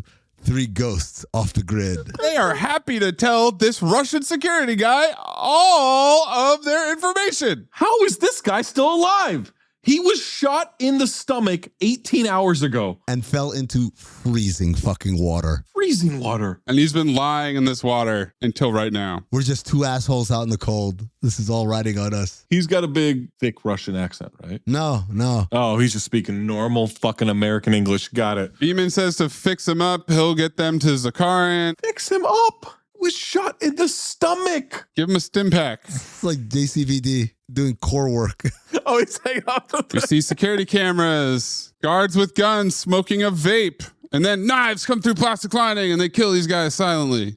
SEALs. Sal's. Guy tells Dimitri the fleet awaits his orders. The camera tracks to the room, out onto the balcony and over the side where the SEALs are rappelling up. Right. Inside, 3 Russians have taken their masks off to make tea. Boom, headshot. Boom, headshot. Boom, headshot. They clear the room. They flip the table. They cover the door. They blow a door where the president is being held. Fire in a hole. Gunning people down as they funnel in and they're taking cover. President definitely concussed. Beeman and Oleg try to secure him. He's like, are these Americans? What the hell's going on? I'm an American. Yeah. Truco gets shot in the shoulder. Oleg aggressively moves forward to clear the door. Now they're going to take Zakharin over the balcony. Black Beret Putin arrives with backup. They're going to rappel down with a concussed Russian president and a dude with a bum leg. Bum shoulder. Even worse. Black Beret Putin gets in the building, guns down Oleg, but Oleg retreats, closes the door, 2 grenades. 2 middle fingers. Boom. Fuck you. Look at this photograph. Menage that. The explosion blows the 2 SEALs off the ledge, and I think it's Beeman face plants on his way down. No, not Beeman. Okay, is the other guy? It's the one who dies. Fell 4 stories face first into concrete. Like Final Destination just broke your neck. And then next scene, he's upright, moving around. Fuck that. Putin lived through the explosion. That also. And feels great. He was on top of it. Because he comes to that balcony and starts lighting up everybody. He's shooting over the edge. He hits Truco again. Truco's dead. The other guy is still alive and moving. Alarm blares. They have to swim. They dive in the water. Swim. Glass is talking to the crew of the Mystic because that's who they're sending to go pick up the SEALs. They leave. Back to the SEALs. They've crossed the entire gap. Putin and his black beret just got to the edge. What? I don't understand how they cover so much ground. They crossed the entire body of water before Putin got downstairs? That's right. Putin hops in an SUV, and now the SUVs have caught up to them as they're getting to the aqueduct. How is this possible? They dive over the ridge, so much gunfire, president gets shot, and all of a sudden, out of nowhere, as they're getting hellfire rained down upon them, the turret gunner gets sniped. And then another guy gets sniped. This made me want to play Call of Duty so bad. And it's Martinelli, Double Martinelli, in a tree, sniping his ass off. This dude is fucking incredible. For all the shit Beeman's been giving him, you perch him somewhere? How did he climb up there with his leg? I think they put him there. Oh, they hit him? And then they went and did the mission. It's a long ass time ago, man. I don't know. They just waited? One of the SEALs is using a grenade launcher to start blowing up all these trucks. Why weren't you using that before? Covert mission. They slide down the aqueduct. They get Zakharin to the extraction point. He is bleeding so much. Ass off, though. That is a massive concrete hill. Yeah. They treat it like it's a goddamn slip and slide. Mm-hmm. They would have been destroyed. They got tactical gear on. The president's got a suit. President's on his torso. They're doing like a double skeleton. One last Jeep driven by Black Beret Putin coming in hot. This guy cannot die. The Mystic breaches. Beeman takes Zakharin under the water. Johnstone stays behind for no reason. How did they get to the rendezvous point so fast? We cut to it. Okay. This is a massive Russian naval base. Yeah. They only have one SUV with 5 dudes. He blew up 5 with a grenade launcher. It's a massive Russian naval base. Massive. They don't have helicopters, speedboats, and motorcycles and all sorts of shit. Even if you found that roach, how could he know where you are? Heat-seeking missiles, bloodhounds, foxes, barracudas. I'm kind of flabbergasted when you say things like that. It's weird. Thank you. Not a compliment. That's it. He took out the entirety of the Russian military might. With a grenade launcher. Johnstone gets killed underwater with the bullets zipping through the pool. CT5, I can't believe this guy's actually dead. Like Gertie. Obviously, Gertie number 1. When he got lit up in the water. He got hit once. Okay, he's going to sweat. No, he's just dead. Turned around and died immediately. Beeman makes it to the Mystic with Zakharin. Seal the hatch. Gotta go. Come on. And Beeman, breathing heavily, stares at them. TGT. You seal it. One last classic TGT, buddy. He's going back out there. If I'm the guys piloting the Mystic, I'd be like, what the fuck are you talking about? Well, they're confused because there's only 2 of them. Right. The Mystic dives. Black Beret Putin is pissed. Beeman's back on land. Dimitri yells, seal the fjord and sink the sub before she escapes. Sonar hears something on the surface. Butler listens to the comms. 300 megahertz tonals, heavy screw beat. It's a warship. Vigo knows it's the Yevchenko, a destroyer. A destroyer. I train the men myself. They will not miss. Hello, exposition. Humble brag. The Mystic has been Swiss cheesed up. It's springing leaks. They just barely miss a mine. The Yevchenko lets its guns fly like it just came from the Rimpak games. Rocket mortars. Battleship. Oh, it's like, oh. Same note too. We built these mortars. They get Zakharin on the Arkansas as the mortars are hitting the water. Mortars hit the Mystic, which barely attaches. Explosions all around the submarine. There are leaks in the torpedo room. They got fires. They got flooding. They're taking on water. Everyone is sailing blind because there's too much noise with the explosion, so full speed ahead. We check out the destroyer, and this is where I say maybe 5% of Russians in this movie attempt a Russian accent. It was so bad, I didn't know. I wasn't sure. I was like, is this an American warship? Destroyer says they're shallow. I want that sub on the floor. Mayes had a thicker Russian accent. Alarms are going off on Arkansas. Get ready to dive fast and hard. CGI torpedoes dropping in. They launched evasion devices. Glass is thinking about firing back. Gonna fire on him. But then he looks at the Russian captain, who looks back at him like the elk from earlier. And he decides not to. This guy will not shoot if you stare at him. So one torpedo gets through. They got to pull up before the seafloor. Glass asks Andropov if the bottom is soft. Is that a soft bottom? Yes, Capitan. Mood. Yeah, I think we're going to lie on the bottom like a catfish. Call the dumpster. They literally drop into a mud cloud, which then blows up. Torpedo could not handle it. Totally confused. Okay. They're fine. It's on mud. And I was like, oh. Back to Oldman and Common. No joke. It's been 40 minutes. Oldman's pissed. God damn it. Wants to know if the ship is sunk. Bring the fleet to battle readiness. We're going DEFCON 1. And he yells at Common that the president will have to call NATO and explains Zakharin's death. As far First thing you know, we kidnapped the Russian president and we killed him. You didn't just start a war today. You lost it too. Golden dumpster. That's a bar. But Common, as he's yelling at him, is standing like my kids when they're in trouble. That fucking hangdog. What?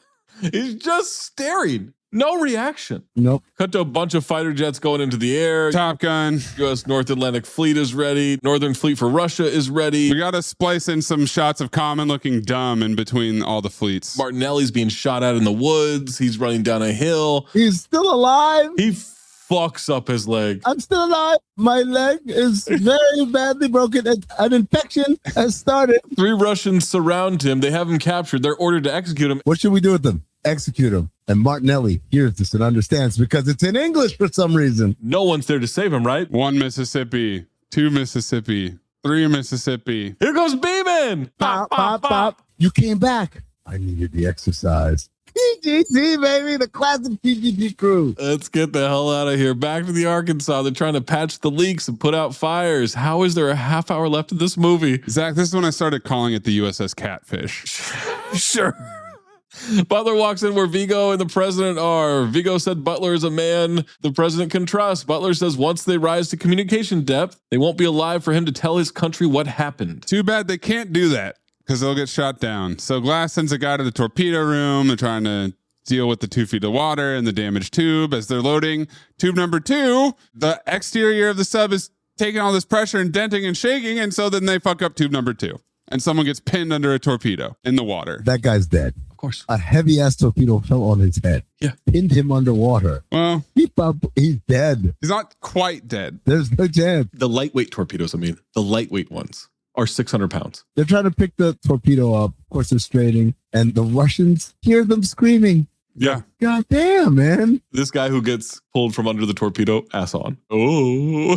Now both tubes are damaged, no tubes left, so they literally can't fight back. That's right. They're cutting around to everybody's nervous stares. Yevchenko's locked on. They're sitting ducks. We get an extended Cobra formula from Gerard. Well, it's time to activate his Naval Academy of Hard Knocks education here. Oh, you said you trained the men on that destroyer, Captain? Says, yes, everyone. Oh, so you know them well? Very well. Oh, would they be loyal to you? Of course. Show me. Can't you just say, hey, man, I need you to tell these guys not to fire on us? No. And what does he do? He hands them a comically large red phone. That's the bat phone. Yes, Mr. Wayne? Wow, bow. That is Lava. Andropov, how's he going to do this? He's going to name every single seaman on the Yevchenko. That's right. One at a time. Yakov Smirnov, Timothy Mozgov, Maria Sharapova, Irina Sheikh. Alexei Shved. You just saying names with a Russian accent? Is that what's happening here? Ivan Drago. I have to assume that we're cutting to all these seamen one at a time, but since I don't know who any of these fucking people are, and it doesn't matter to me at all. Who would know? I didn't know there were names until 6 names in. I was like, oh. Racist. I thought he was... Look, I don't know what the fuck he said. I just saw some Russian shit. I thought he was ordering a cheeseburger. You never know. Announces his presence, says to hold their fire, sub breaches the surface. Why would he start talking in English to them? Because that's Russian. What? I would not mind it being English, except for the fact everyone clearly around him in the American sub understand what he's saying. Well, they all speak Russian. Come on, man. Arkansas surfaces next to the destroyer. That's the USS Catfish. Rear Admiral Fist and Cardellini tell Oldman in his office they have to go walk into his office. Mm-hmm. Time is of the essence. Hey, let's walk across the Pentagon. Yevchenko, captain, orders his crew to launch Missile 1, but they won't. So he pulls a gun on a guy, orders him to fire again. Still won't. Now Zakharin hops on the radio, speaking with complete authority in English that any aggression against the USS Catfish will be an act of treason. No accent. It's like D'Artagnan in Three Musketeers. They say he's alive. That's why he surfaced. No shit, Common. No fucking shit. Rear Admiral Fist wants to take that and broadcast it to all the Russian generals. Linda needs an audio file of the podcast so she can publish it on megaphone. Mm-hmm. Yevchenko, captain, calls Durov. Durov's going to do it himself, and so he's going to get some KH-35 surface-to-sea missiles. There's some big-ass missiles, man. Cut to satellite footage of those launch vehicles moving out. Oldman wants Glass to fire Linda says it'll trigger a nuclear response. If the sub blows up with the president on board, they're in the same place as if the sensors go off for firing on Russia. Butler gets the order from Rear Admiral Fist. Butler wants to know if they're already at war. He says if they take the first shot above water, the world will see them. You have a madman on your hands. I authorize you to fire. And then he hangs up. That doesn't feel productive at all. No. He hangs up so hard. Gerard Butler's like, oh shit, he got to fucking flinch his little bit ass off. They still have Tomahawk missiles. Glass says battle stations. The Russian trucks are opening their missile tubes. Tomahawks 1 and 2 ready for launch, sir. Cedric the Entertainer? Now Glass looks at Andropov again and says, have you ever had to make a call like this? No. Great talk, guys. Durov will fire on him. No, sir, he'll be firing on you. Durov fires their missiles. They're about to hit the Arkansas. Glass taking his sweet ass time. Captain. This is the JCVD do nothing strategy, Zach. We are prepared to counter launch. Everyone braces for impact. And then the Yevchenko shoots the missiles out of the air. No damage. Okay. Is that possible? Okay. Is that possible? Okay. Ask your dad. He wouldn't know that. Okay. He wouldn't know if they could shoot missiles out of the air. He was in the fucking 60s. They didn't have this shit. They didn't have missiles. Not like that. No. They were throwing rocks. They throw rocks, man. Yeah. The level of precision you would need to have to blow up these missiles. Yeah. As they're at the fucking USS Catfish. Yes. Steph Curry couldn't be that accurate. Well, this is the Yevchenko. These men don't miss, Zach. I said Barry Bonds is the captain of the Yevchenko. So you know how Barry Bonds like, I just look at where the seams are. Barry Bonds is always like, I could hit a 120-mile-an-hour pitch because someone's got to catch it. I'm just changing the glove to a bat. What the fuck are you talking about? That's fucking nuts. That's exactly what the Yevchenko did. So then the Yevchenko shoots missiles at Polyarny. Oh. And so by doing nothing, Glass, using the Naval Academy of Hard Knocks education, has convinced the Russians to fight themselves. That's right. They blow up the entire command center. Yes. We get a little CGI smoke, like it's the order. Mm-hmm. USS Catfish can't believe it. There's a mild celebration. Glass thanks Andropov and Sakharin. How did you know? Yeah, I didn't. I hoped. Common and Linda tell everyone the Russian fleet is backing off. Sakharin giving orders. Told Air Force to secure Polyarny. Everybody claps. Please clap. This is where I notice Common, hairless, in this uniform, looks sickly. Like a penis with leukemia. More like Dickley. Linda and Common have one of the worst hugs. Holy shit. Holy shit. I've ever seen. Look at this photograph. I couldn't get it in picture. Oh, I did. I wanted to send you a video. Holy shit. Oldman looks pissed, but still shakes Common's hand. And then it gives him a weird fist bump to the back of his. I was waiting for Oldman to be like the American Durov, and he wanted to go to war. Yeah. You know? No. Glass and Andropov meet on top of the sub. I have to go to work. Me too. I can't think of any captain that could have done what you have done on my side of the news. I can't. I'm looking at him. Tension? What the fuck is happening here? They shake hands. Glass gave Andropov his lucky coin, and Andropov already knows how to do the little flip thing. Yeah. Sub captains. Now the sub gets Beeman and Martinelli. Now Glass and Beeman shake hands. Clip this. Some fucking banter here. TGT through the roof. So, we wanted to save the Russian president. You're the crazy son of a bitch who weaved this tin through a minefield. A long debriefing. Hell of a story we'll never be able to tell our grandchildren. I always like to take one last breath before we go under. You never know what's going to be like when you come up. We turned ugly. This dude! Ugly horse. Instead, it's just a beautiful afternoon. You say we get out of here. Ever been on a hunter-killer, Beeman? It's the last place I want to be. Claustrophobic. Be okay, as long as you don't jump out this time. Ladies and gentlemen. Banter! TGT banter is the horse. At the end, at the buzzer. Arkansas on the seas with the fleet. Catfish. Roll credits. The credits have bonus footage of the Catfish at sea. Never seen anything like it. Not a blooper. No. Not an outtake. No. I wish they would have used that footage in the movie as opposed to all the bullshit CGI we got in green screen. They're like, well, we shot B-roll of a submarine actually going through the ocean. We might as well put it in the movie. That's right. Because we got 12 minutes of credits here. Get to 120. Get to Seatbelts fastened.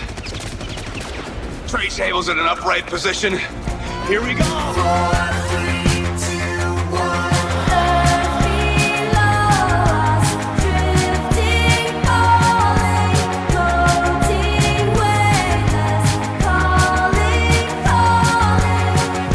Plot liftoff. I guess it's Durov's coup or cool. I can't remember how Common said it, but that's it, right? No, it's Gerard Butler delivering TGT without saying a word by just flipping the coin and looking at the submarine. Yeah, I couldn't decide. It's either when Common assigns Joe Glass to the Arkansas with no experience about 3 minutes into the movie, or it's about halfway through the movie when Captain Andropov decides he's going to help them get through the fjord. Why don't you try telling us what the fuck happened? Plot summary, 2 minute and 1 second. Yeah, Zach, I think it's you. All right. 3, 2, 1. All right, we are in the Barents Sea, just outside of Russia, in their backyard, other backyard, not the one that Palin can see. And we have submarines tailing other submarines, because that's probably how that works. And there's an explosion. They realize, oh no, we're being fired upon from a different submarine. It's from above, and there's an explosion. Then, all right, let's get to the Pentagon, and we're going to find out that there's, some concern about this, and we think that there's going to be a war, and Rear Admiral Fist, aka Common, is trying to figure out what are we going to do. And they're like, you know what, let's get a captain who's never been a captain before. He went to the Hard Knocks School of the Navy, and we're going to have him pilot this boat, I should say. They call them boats, not ships.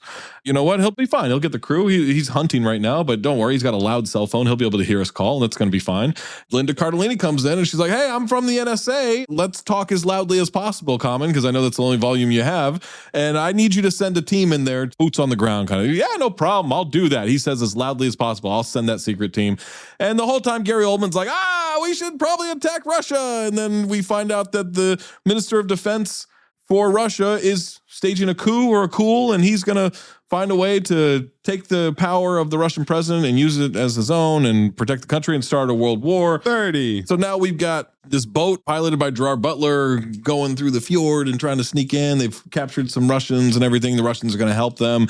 And the whole time the SEAL Team 6 -2 is they kidnap the Russian president to save him. 10. They're being shot upon. And then really this is just a CGI explosion of weird lighting on Gerard Butler's face at all times. Oh yeah, I think it's a good movie. Quack Attack is back, Jack! Oh, 3, baby. 1, 2. Look, do me a favor. I don't want to do a countdown before I do the scene. Countdown. No countdown. Can we just do it off of action? Just in your own time. Good. So I'm not a rocket ship, okay? Okay. All right. I have a theory that if you strip this movie of all its jargon, it'd be as long as this plot summary is. Basically, the Russians sink their own submarine, then blame it on the Americans, so they sink that one too. Common has his ass on, so he sends the USS Arkansas in with its new captain, Gerard Butler, who isn't an Annapolis man. That doesn't really factor much into the story other than let us know he's a rogue who punched his commanding officer and fucks hot bitches. When Butler gets down there, he finds out that this whole thing is a setup. Meanwhile, Navy SAL unit, known as the classic TGT crew, led by Steeman Billy Beeman, infiltrate a Russian naval base called Polyamory. There, the Russian president, Gerald Wright, gets cucked by his defense minister and doesn't really beat the allegations when he takes the weakest swing ever. Russian John Skipper subdues him, and we got ourselves a coup. Butler and his crew save the crew of the original Russian sub that got sunk. How are they still alive? The news gets back to the Pentagon, where Madam President is offered two options: either go to war or we try to extract Gerald Wright. She says, babe, can't we do both? And so they do that, but the Russians send a warship after them. Luckily, the Russian captain, who looks like old Charlie Day, knows everyone on the ship. Literally. He starts doing a roll call. They decide not to kill them and instead murder hundreds of Russian personnel at Polyamory. Steeman Billy Beeman and the last of the classic TGT crew eventually make it to the submarine, where he and Butler go for a hell of a TGT tete-a-tete. 37 seconds to spare. Jesus Christ. You can have it, Maze. I don't want it. Nothing happens in this movie. All right. Well. Quack Attack is back, Jack! 3, 2, 1. The movie starts with an American submarine, Tampa Bay, which has got to be one of the least glamorous cities to name a submarine after. Whoa. But then the next one is USS Catfish, so maybe there's just a whole southern theme going on. But it's following a Russian sub in Russian territory for what reason we're not really sure and is never really explained or addressed. Then the sub they're following blows up from the inside. That's right. That's also never really explained. Was there someone who planted a bomb? What happened there? Don't worry about it. Then another Russian sub above them torpedoes the Tampa Bay. And now we've got a conspiracy, and we've got to deploy Gerard Butler, who graduated from the Naval Academy of Hard Knocks. With his street tough attitude, he's worked every single job on the ship. And now he's the captain, and he knows how to do all their jobs better than them, but he's not going to. He's just going to shoot from his hip and make decisions by the seat of his pants. They're sent into Russia to figure out what's going on. They uncover this conspiracy. Meanwhile, Linda Cardellini makes comments and some Navy SEALs to figure out what's happening with boots on the ground and eyes so they can watch on a closed circuit live stream on their YouTube channel at the Pentagon. This Russian minister of war is trying to start a war so that he can be in power, and he takes out this very lame Justin Trudeau-esque president of Russia, who's really a guy from New Jersey. 20. There's a whole bunch of submarine action, and Gerard Butler knows how to make all these turns as a Russian captain. And essentially what happens is that Gerard Butler convinces the Russians to kill themselves. 10. Doesn't have to fire a torpedo. The Russians take out the other Russians, and America wins, as always. Quack Attack is back, Jack! At Ollie, we've got wellness down to a science. From PMS to pregnancy to menopause, our women's wellness line offers science-backed support for every stage. No judgment, no shame, none of the stigma. Just supplements designed to meet you wherever you're at. Ollie, choose science over shame. Find support at a retailer near you or on ollie.com. That's OLLY.com. I'm Amy Nicholson, the film critic for the LA Times. And I'm Paul Scheer, an actor, writer, and director. You might know me from The League, Veep, or my non-eligible for Academy Award role in Twisters. We come together to host Unspooled, a podcast where we talk about good movies, critical hits, fan favorites, must-sees, and in case you missed them. We're talking Parasite to Home Alone. From Grease to The Dark Knight. So if you love movies like we do, come along on our cinematic adventure. Listen to Unspooled wherever you get your podcasts. And don't forget to hit the follow button. Who cares if you lose the game? You got this off your chest. I mean, it's just one night of bar trivia. Ooh. One night of bar trivia is sacrosanct to us. Trivia is sacrosanct. To gain more authenticity, the filming and production team has partnered with the U.S. Navy on virtually every aspect of the Hunter Killer's design. Dude, I read an article on military.com about this. That's not a real military.com. You're from South Africa, a country not known for its Navy. Did you have any interest in military movies or history growing up? South Africa has 2 diesel submarines, but only crew for one. One is in dry dock, and they can't afford to take the other one out. So if I couldn't love my own Navy, I would love the navies of the movies. Enter Das Boot, Crimson Tide, and Hunt for Red October, 3 of my favorite films of all time.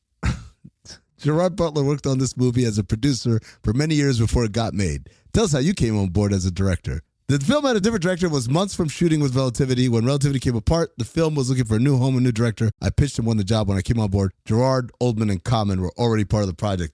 That explains a lot. When Captain Andropov mentions his former trainees, one of the names is Alexei Vostrikov. This is Harrison Ford's character from K-19 The Widowmaker. Whoa, that's another movie about submarines. So the Pentagon has been unusually supportive of your Hunter Killer, even hosting a press conference with Gerard Butler. What's it like working with the Navy on this movie? Did they have input in the filming since they give your production so much access? The Navy was incredible. They welcomed us in Pearl Harbor, sent myself and Jerry out on a real nuclear sub for 3 days and showed us behind the scenes in the way that a few civilians ever get to see. They gave us access to Navy experts, captains, admirals, every step of the way, many of whom were present during filming and made sure we stayed as realistic as was dramatically possible without giving away anything classified. I had one day on the USS Texas with the real crew. They were amazing. I challenge you to pick them out from the actors. Wow, I guess they were actually in it. I had one afternoon with the Texas at sea for helicopter shots. We nearly crashed the chopper and had to return the next morning to shoot the emergency blow.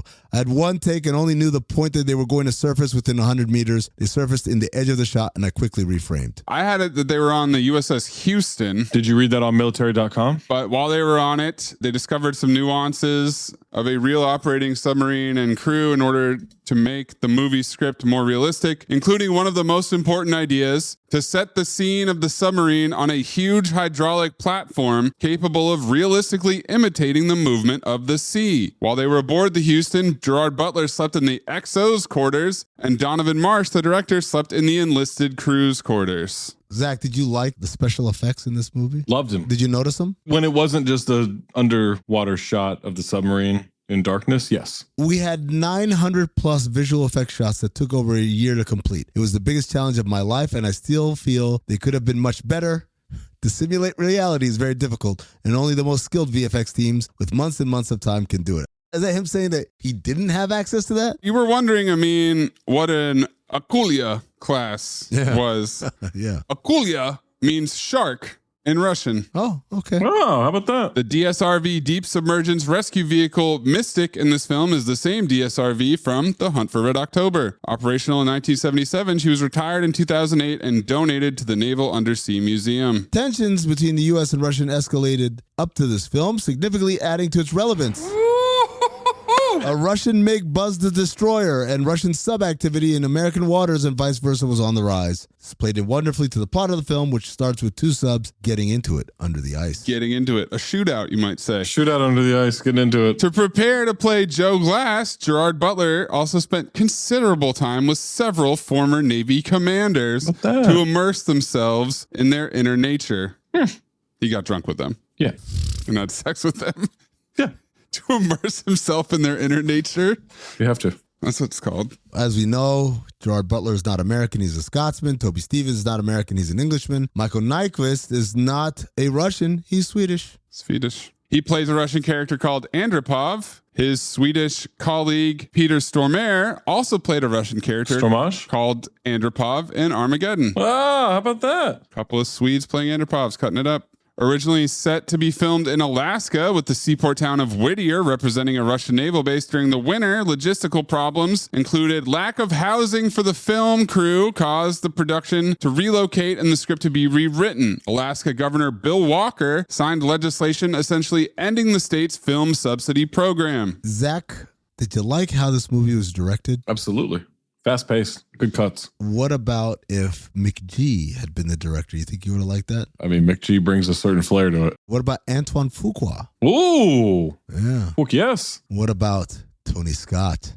Would that have been possible? Yeah. He was at one point set to direct. What if Tony Scott directed it in 1998? Oh, now it makes more sense. You know, Tony Scott directed Crimson Tide, so I'm sure he wanted to get back under the water. Oh. He's just trying to dive. Oh. Did he jump off a bridge? Oh. The exterior of the USS Catfish was built in the famous water reservoir of Pinewood Studios, where the aquatic sequences of many films were filmed. Many films. The underwater sequence in which Beeman is trying to save the Russian president was shot in the giant reservoirs of Leavesden Studios. Wait, the USS Arkansas is real? It's a Virginia-class submarine, hull SSN 800. Construction began in 2018 and is scheduled to be commissioned in 2023.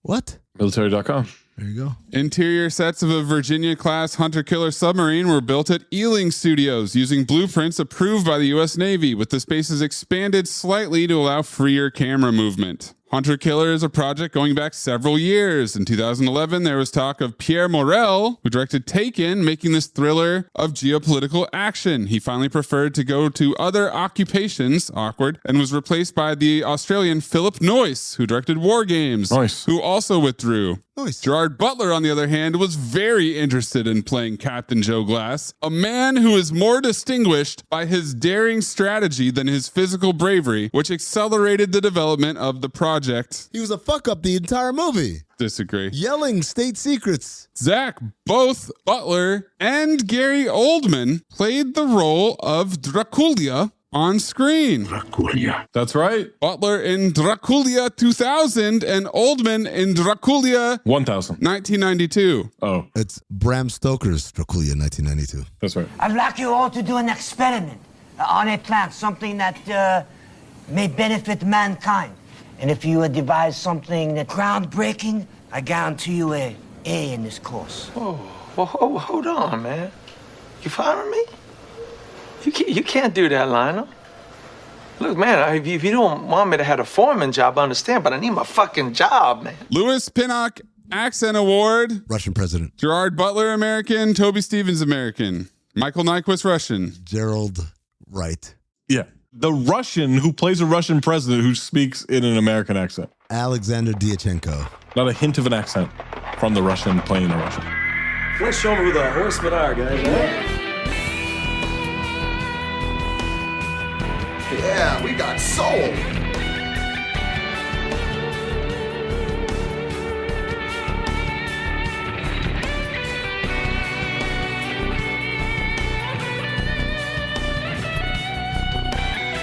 Five Horsemen. Oh. Chatter, jargon, CGI, ugly, Naval Academy of Hard Knocks. TGT, old cliches. This scene was so short.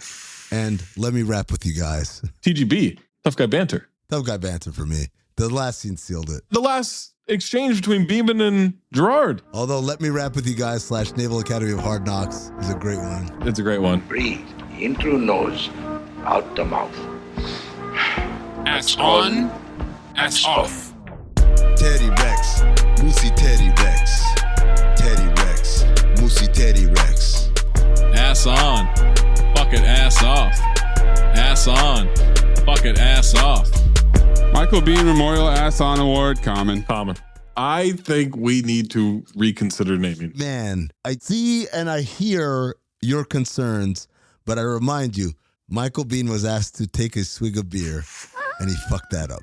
Prisoner of the moment, man. You forget. I do feel like a prisoner when I watch Common act. I just don't understand how he keeps getting roles. Check this out. $1,100 is exactly what I charge for acting classes. No, it isn't. Yeah. Well, what are the chits? Universe? You've done it again. Carl Weathers Memorial Ass Off Award. Michael Nyquist is Captain Andropov. Gary Oldman was ass off, wasn't he? GB. Toby Stevens is Steamin' Billy Beeman. Gerard Butler, Commander Joe Glass. Linda Cardellini. Linda Cardellini was tremendous. Madam President. Oh, you guys just massage us. Martinelli ass off? Martinelli kind of ass off, yeah. Dumbo Martinelli? I'm Gary Oldman, but I think Butler was fine. I think all those names that we had are good. I'd say probably Nyquist. I think he was the best. Yeah. And he actually tried to do a Russian accent, which I know does a lot for Zach. He did in fucking John Wick flawlessly. If you need a guy to do a Russian accent, don't go to a Russian guy, go to a Swede. No, don't go to a Russian at all. Go to a Swede. Are you good at keeping secrets? Absolutely. Because I've got a present for you. Secret present outside by the dumpster. Is it a baseball mitt? It fits you like a baseball mitt, like a glove. I hope. Golden Dumpster nominees. I've been underwater all my life. Monologue. Russian president responding to a military coup by trying to throw a weak punch. And, yeah, I think we're going to lie on the bottom like a catfish. I've also got, get those headphones back on. You didn't just start a war today, you lost it too. The Russian guys hit their own command center, and then when they do, they cut back to the Russian warship, and they're all nodding at each other like, yeah, we did the right thing. I laughed at that. But my golden dumpster is, I read your file, Captain. I know you speak English. Fuck you. Okay, very good. Now we're talking. Zach? I'm going to go with having a shotgun on the Mystic. One shotgun. One shotgun. Sending two guys. Oh, boy. I got to go with that weak-ass punch. Oh, I thought you were going to go catfish. I was hitting catfish a lot more towards the end. Yeah. I think it was executed hilariously, but I think the concept of you just shot my head of security, you've got guns on me, I'm pinned down, I'm going to throw a punch. Yeah. Let's see what happens. What if I land it? It's a great point. Well, Zach? Yeah, I think you picked it, motherfucker. Motherfucker. I like that. Overfoul. Amin put it perfectly. You cut out the jargon. It's a short movie. There's a lot of tactical redundancy. There's a lot of repetitive nature, Common is shouting throughout, but also Gary Oldman's really good. Gerard Butler's really good. Nyquist, really good. I think it's an interesting story. I think it's horribly executed, but my dad served this country as a man who was on submarines for 4 years. The seaman? Out of the honor of that. Out of the honor of another Gerard Butler movie. Gerard Butler could have been more Gerard Butler, but Gerard, submarines, my dad, it's an easy file. Who's that man? I know he is. I was texting him. Oh, Daddy. At one point, he did switch to, he thinks the Thunder are going to win tonight. Nice. I told you, we couldn't have gotten him on the phone. We worked it into the pod better this way. So, and he did give us some good information. Like, absolutely. Ultra Quiet is the official status. But you don't call them ships, you call them boats. Boats, yeah. And they didn't always had coins. At one point, they had dolphins. Right. Well, we still don't know if they have coins now. We don't know if that's a real thing, yeah. Although, given what I read on military.com, I think they probably... Not real? Oh, no, I think it is real because it's such a non-important to the story detail that there's no way he would have like, no, we have to keep this in. I don't know. I mean, it's the beginning of Gerard Butler and his second to last scene is giving their captain his coin. Coin doesn't fucking matter. Now that guy can buy drinks. From commandchallengecoins.com, there you go. It says naval challenge coins have long stood as symbols of camaraderie, achievement, and recognition. Not that long. Huh. Amin Phobophile. Oh, yeah, it's a phobe. What? It's a long movie. Oh, because it was 2 hours and 1 minute. It was over 2 hours? Oh, that makes it even easier, phobe. Nothing happens, just a lot of jargon, and knowing from the trivia how involved the Navy was, oh, it makes sense. They're like, no, you got to call it a this. So they just fucking shoved jargon in there in place of, I don't know, an actual story. None of it really makes sense. They love jargon. They sure do. I don't. Oh, thank you for your service. It's one of the easiest phobes I've had in a long time. What? One of the easiest no-brainer phobes. Maze? Thought Gerard Butler was solid with the long speeches, the monologues. He's great at them. Sure, that's why he wanted to play this character who... Glass. Didn't go to Annapolis, but still made his own way to the top. Yeah. Flies by the seat of his pants, knows when to lie at the bottom of the soft bottom like a catfish in order to dodge torpedoes. All of the scenes with Gary Oldman, Linda Cardellini, and Common sucked. No. All of them. Common sucked. Oldman was great. Cardellini was great. Cramming the Navy SEALs mission into this as the B plot kind of had some moments. If it was a 90-minute movie about the SEALs, I think that could have been a little better. I don't know. I don't think I like sub movies. I remember watching U-571 back in the day. I've never seen Crimson Tide. I've never seen The Hunt for Red October. And those are the good ones. And I've never been like, yeah, I want to go hang out in a can under the ocean. Interesting enough, I don't really like war movies. Really? Don't do it for me. What about Schindler's List? I'm not a big war movie person. I still never seen Saving Private Ryan. It's a good movie. I liked that when I saw it originally. No interest. But I never saw Thin Red Line. I like 1917, but that was because it was the cinematography more than anything. That was good. I saw that. Full Metal Jacket? No? I've seen that. You don't like it? Fine. Platoon? It's fine. I'm never excited to see a war movie. Yeah. Really? And that's kind of how I feel about war movies. That's kind of how I feel about sub movies. I feel about Westerns too. You don't like Westerns? Phobe. Of course. God, you guys are so fucking predictable. So are you.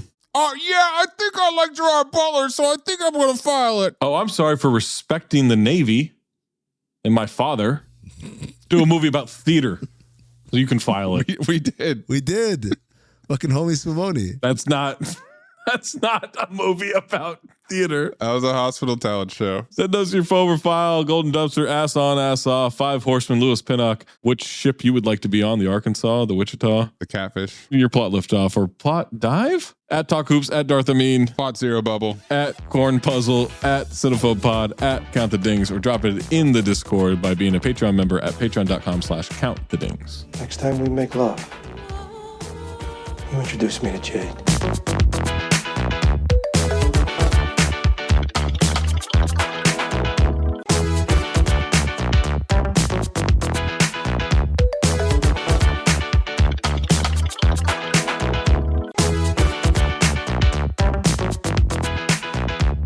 I got one that we've already done. I got Gemini Man, and then I got two that we haven't done. I got Gemini Man. I got a movie that doesn't qualify and a movie that does qualify.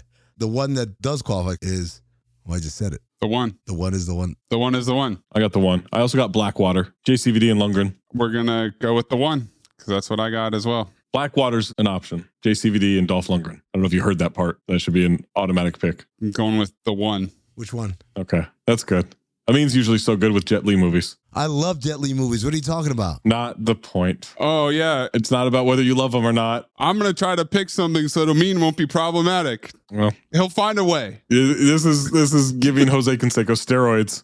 And then putting him on a card with Donald Trump. That's right. Jet Li, the one, next week.